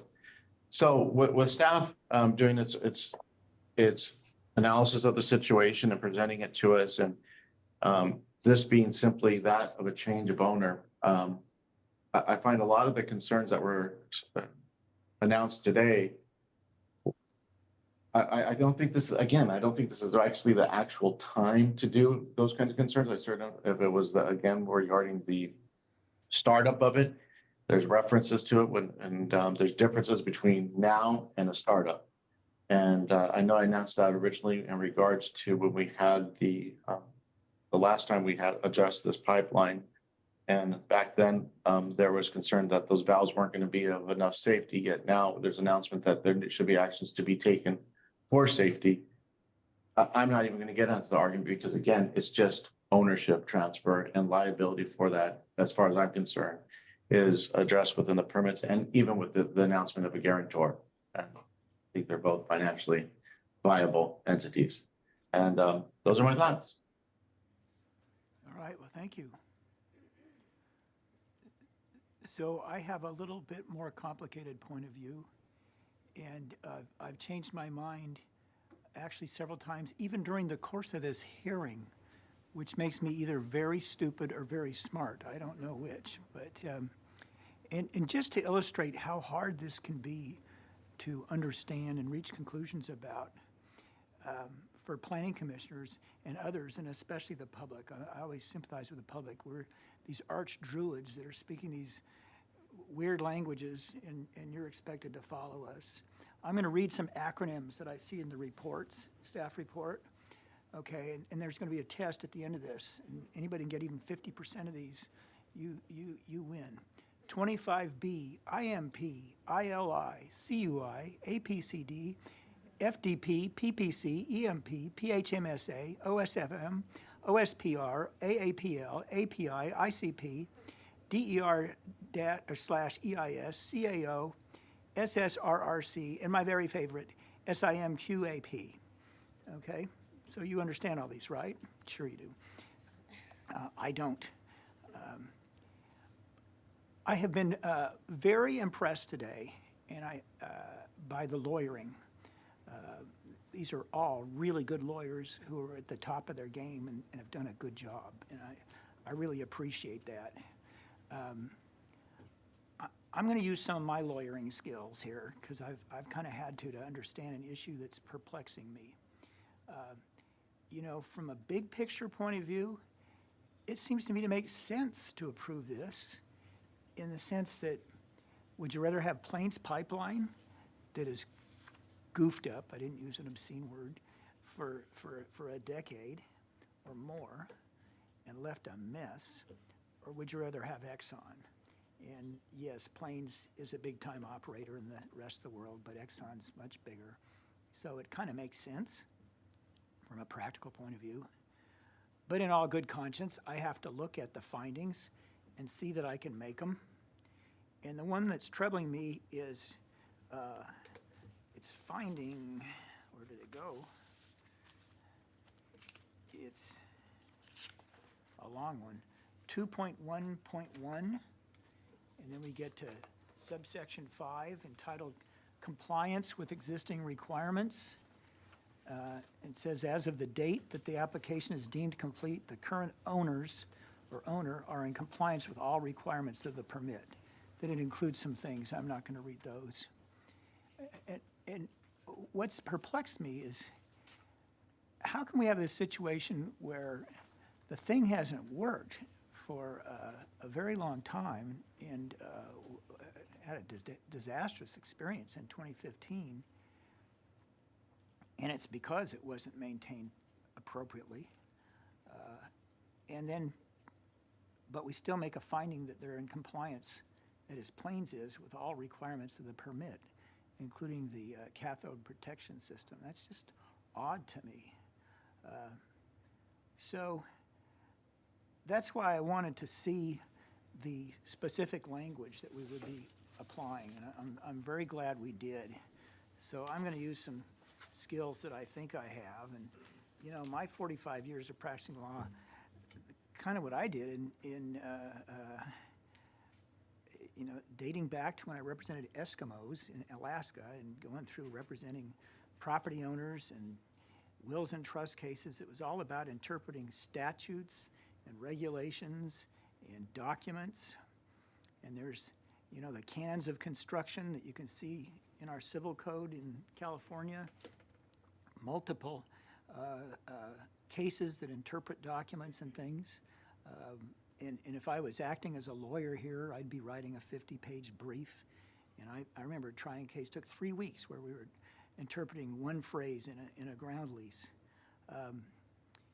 And so I want to apply those. And generally speaking, what was important for me in that career in looking at language was to look at the practical effect at the time that it was written. What were people trying to accomplish, and is it accomplishing that? And that's probably what was intended. And here, I read, the entire pipeline would be protected from corrosion with cathodic protection systems consisting of ground beds and rectifiers. That makes it sound like don't just put in a system, but have it actually protect something. Okay, it's going to this ultimate question here is, are you in compliance if you put in the system at the beginning and the system's there now, even though it doesn't work and hasn't worked for a very long time? Or are you looking at whether you have an effective system in real time? And that's the question, and I asked that earlier, and we got different answers. But I think language like what I just read supports the latter argument that it's going into, is it still effective? And then I look at the second highlight that was provided, that at least once each year. Okay, so that's going forward, you know, from the time it was installed. Pipe to soil potential readings would be made and analyzed to determine the effectiveness of the cathodic protection system. So I think it was logical that when these documents were written up, that they were looking at going forward, would it be effective throughout? I think that's supported in actually some of the arguments folks made.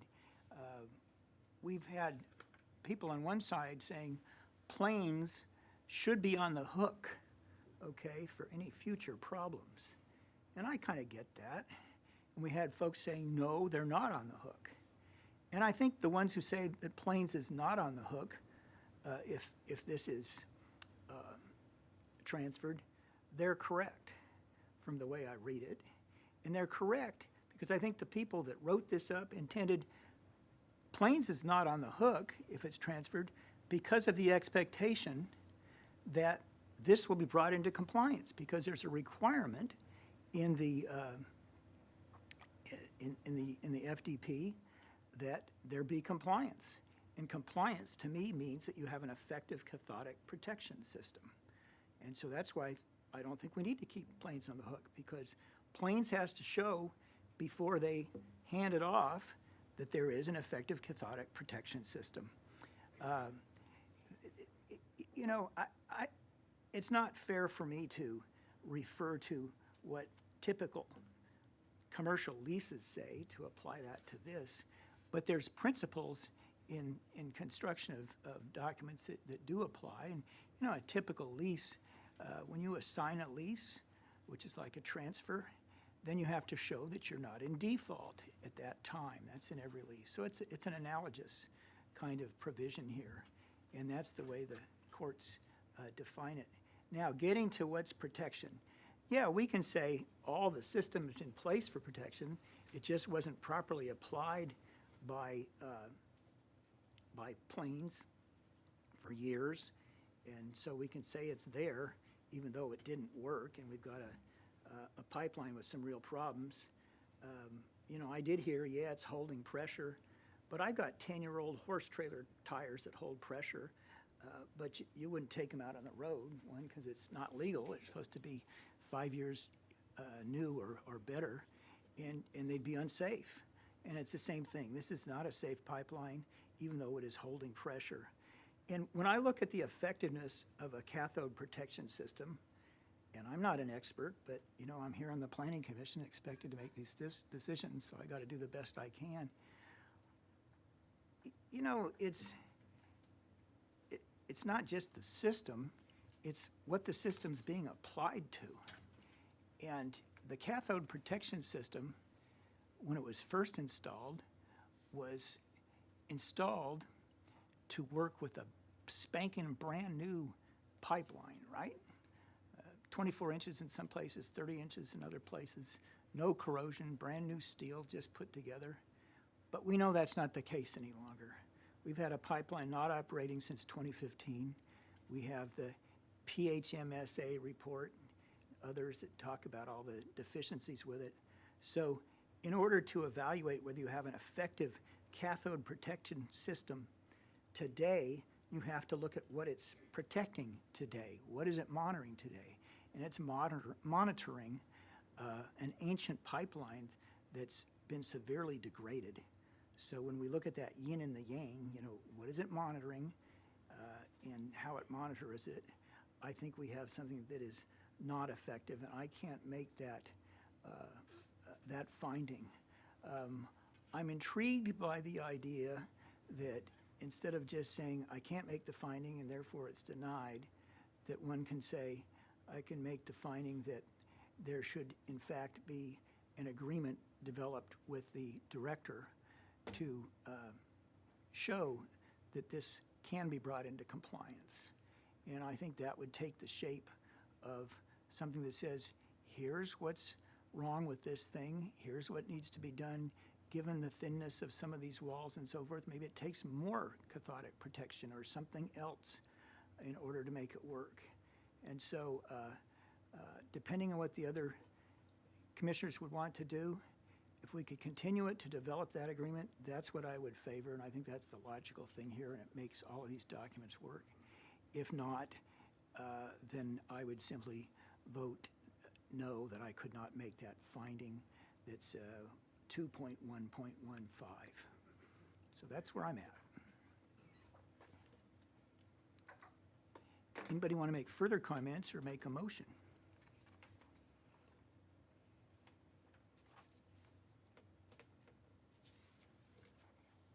Well, we got to do something.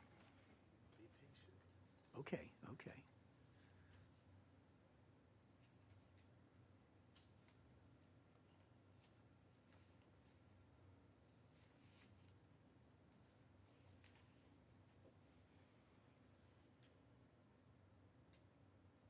I guess I'll speak up here, and I'm willing to actually make the motion for the thing. I was looking for the page where it has the motion, but I can't find it right now. I don't know if they can show it on the screen. It's on page 2 of the staff report. 2.0. Okay, 2.0, which, make the motion. I don't know if you would like me rendition it out here aloud, but, or if you're just gonna put it up on the screen, but as presented within 2.0 of the staff report, I would make the motion to adopt that recommendation. We'll bring it up on the screen. I have it right here. I can read it. That's fine, go ahead. Would you like me to read it? Yeah, yes, please. Okay. I'd like to make a motion that number one, adopt number one, which is to make the required findings for approval for the change of ownership, change of guarantor, and change of operator as specified in attachment A of the staff report, including the CEQA findings. And number two, determine that the request is not a project under or pursuant to CEQA guidelines section 15378 B3 or B5. I'm sorry, I don't have my glasses. That's not B5 as included in attachment C.